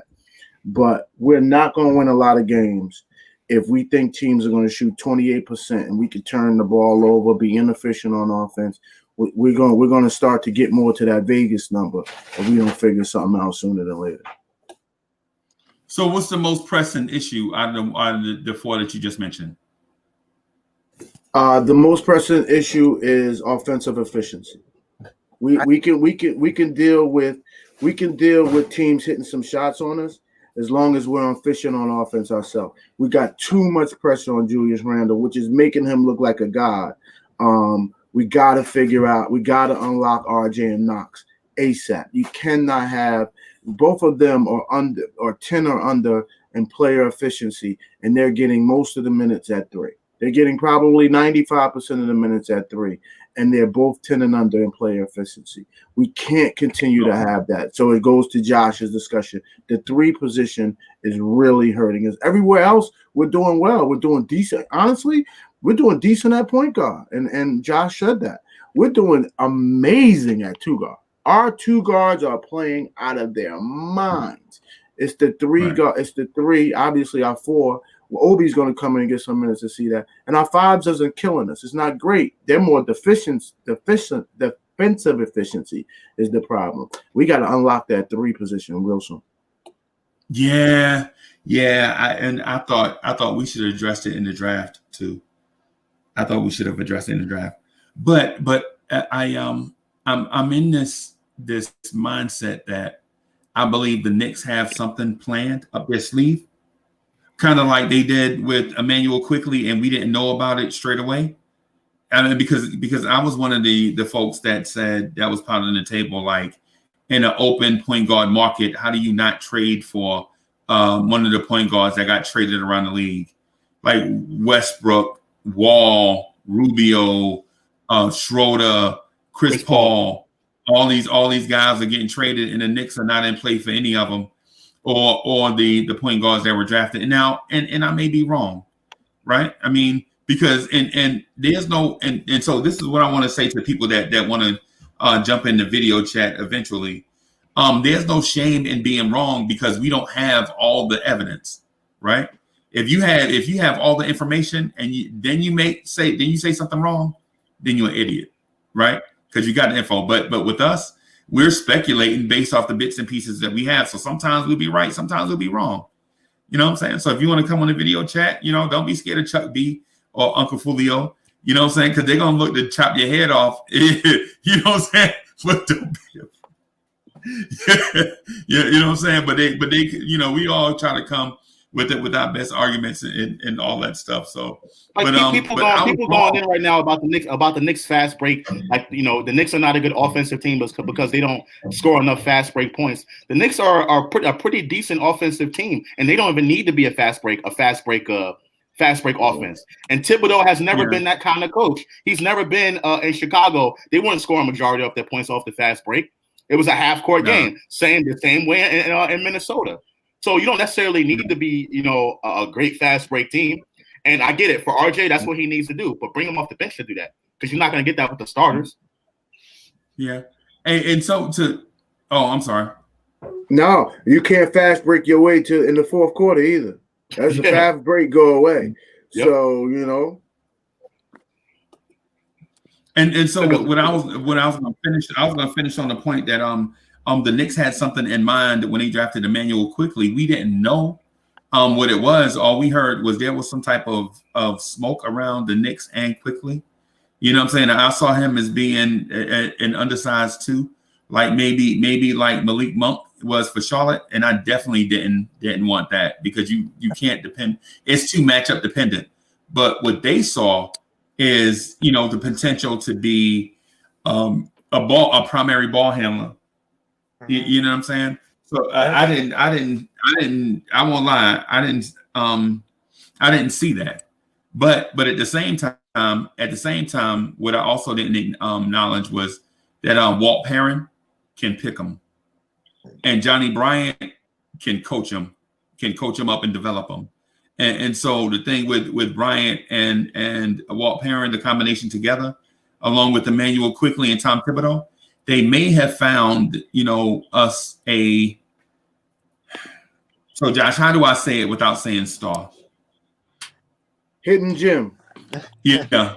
You talking about Julius Randle? No, Quickley.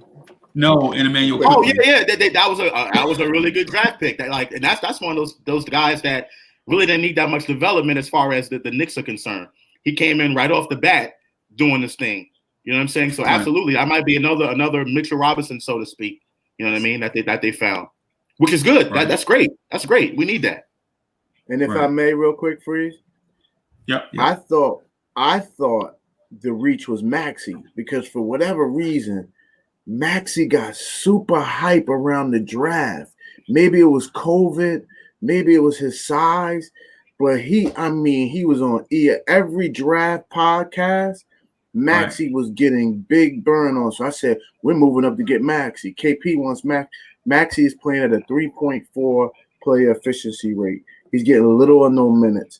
Quickley is going to bust through him. Right. So I think so basically what I was getting at by bringing up the Quickley point is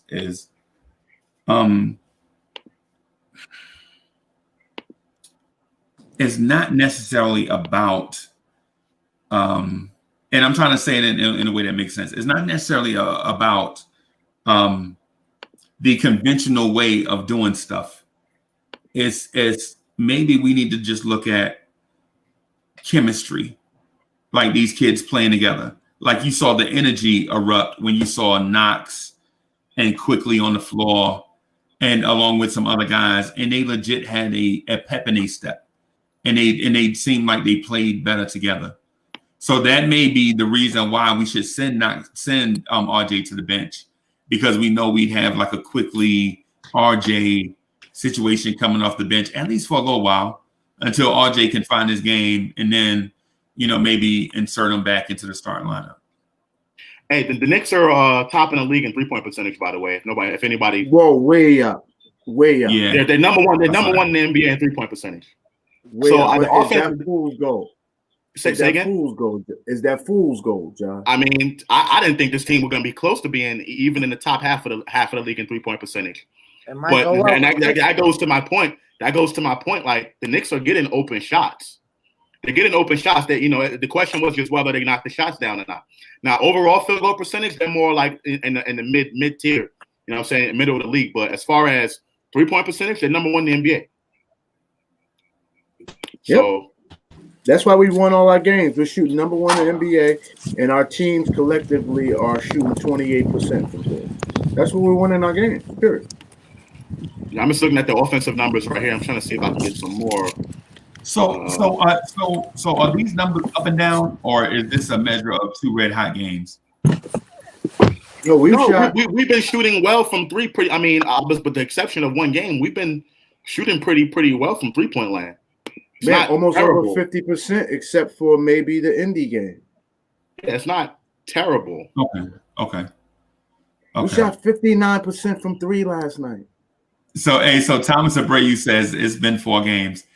We dig it, but this is all we have to. I mean, we have to go by the data that's presented. We have to project. We have to project trends off the data that we have currently. We can't project. Freezy, let me kill that argument. All those people that saying, "Oh, it's only 4 games," how come y'all want to start Emmanuel Quickley then? And y'all only seen y'all only want to see him. Y'all only seen him play 2 games in the preseason. Right. And y'all want to start Emmanuel Quickley. Come on now, get out of here with that. Get out of here with that. The other thing, Josh, is just the style.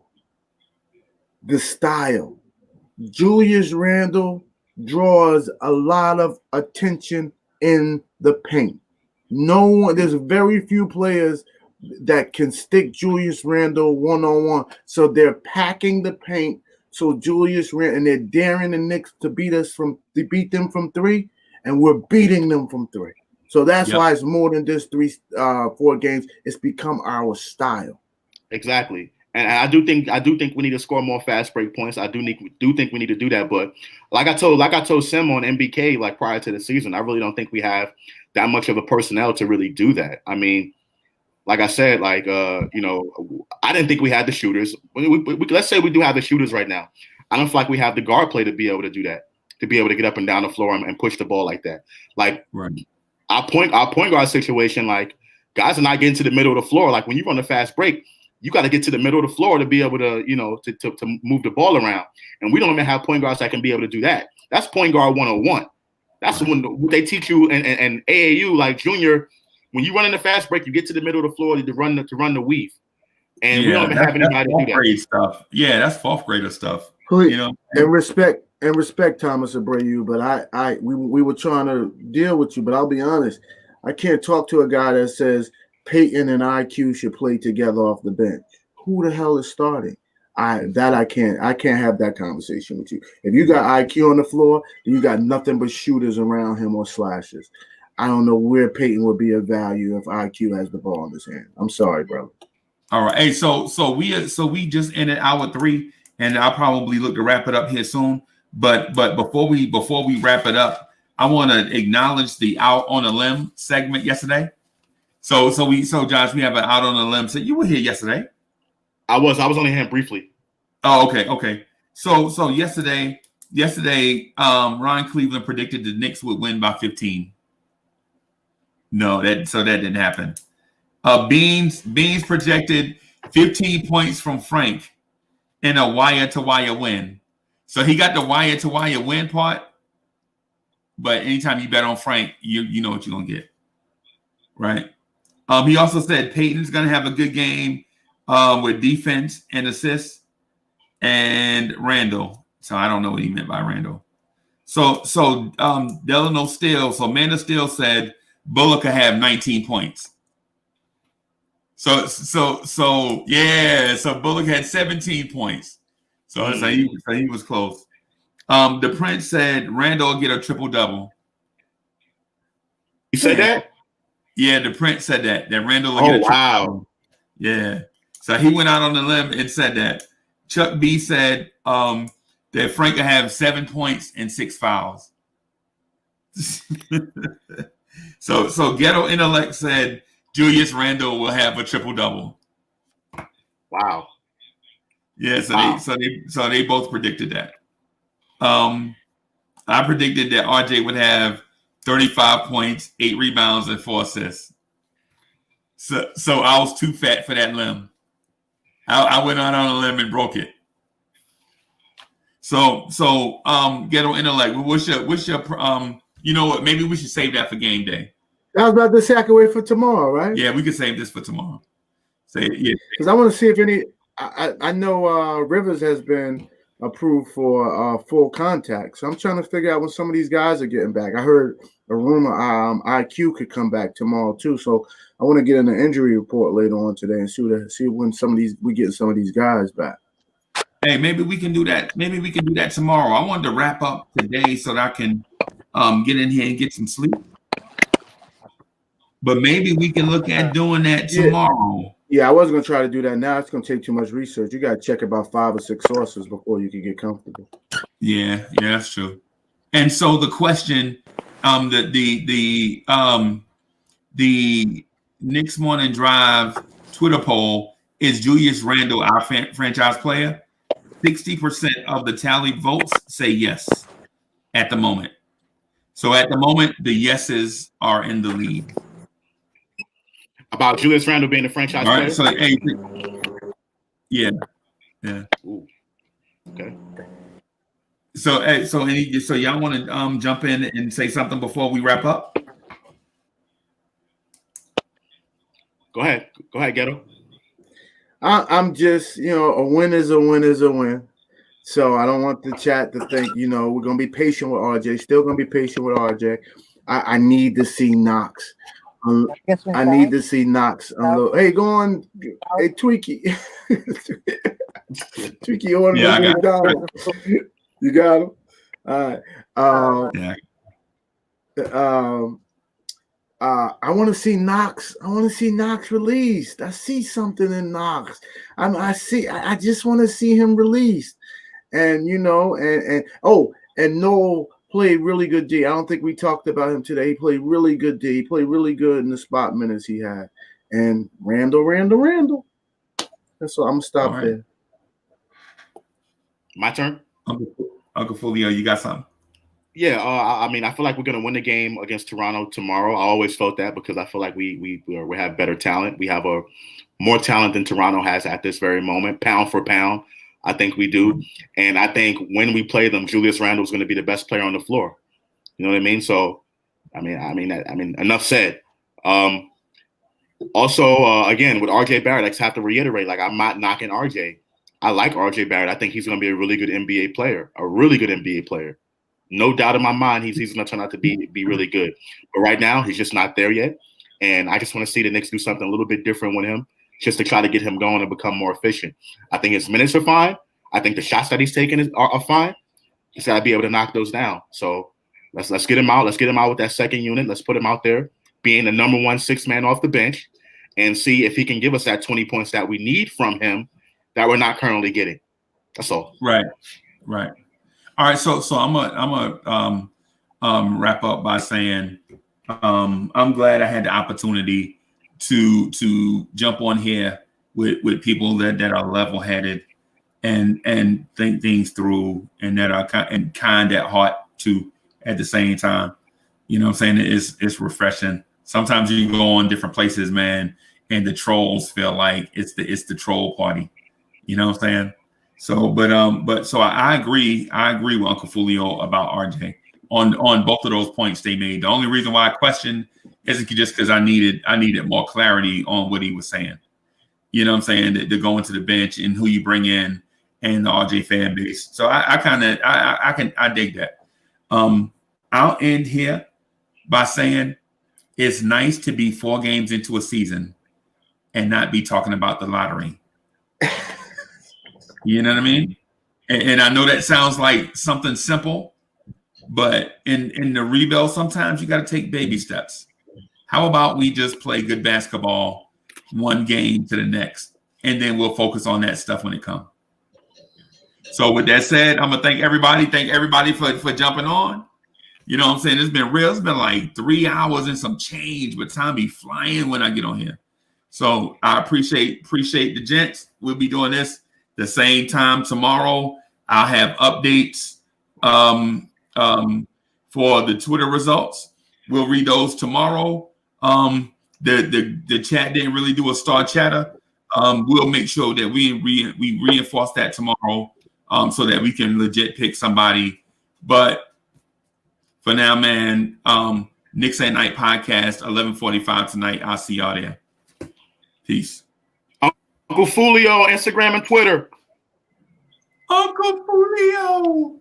All right, boss.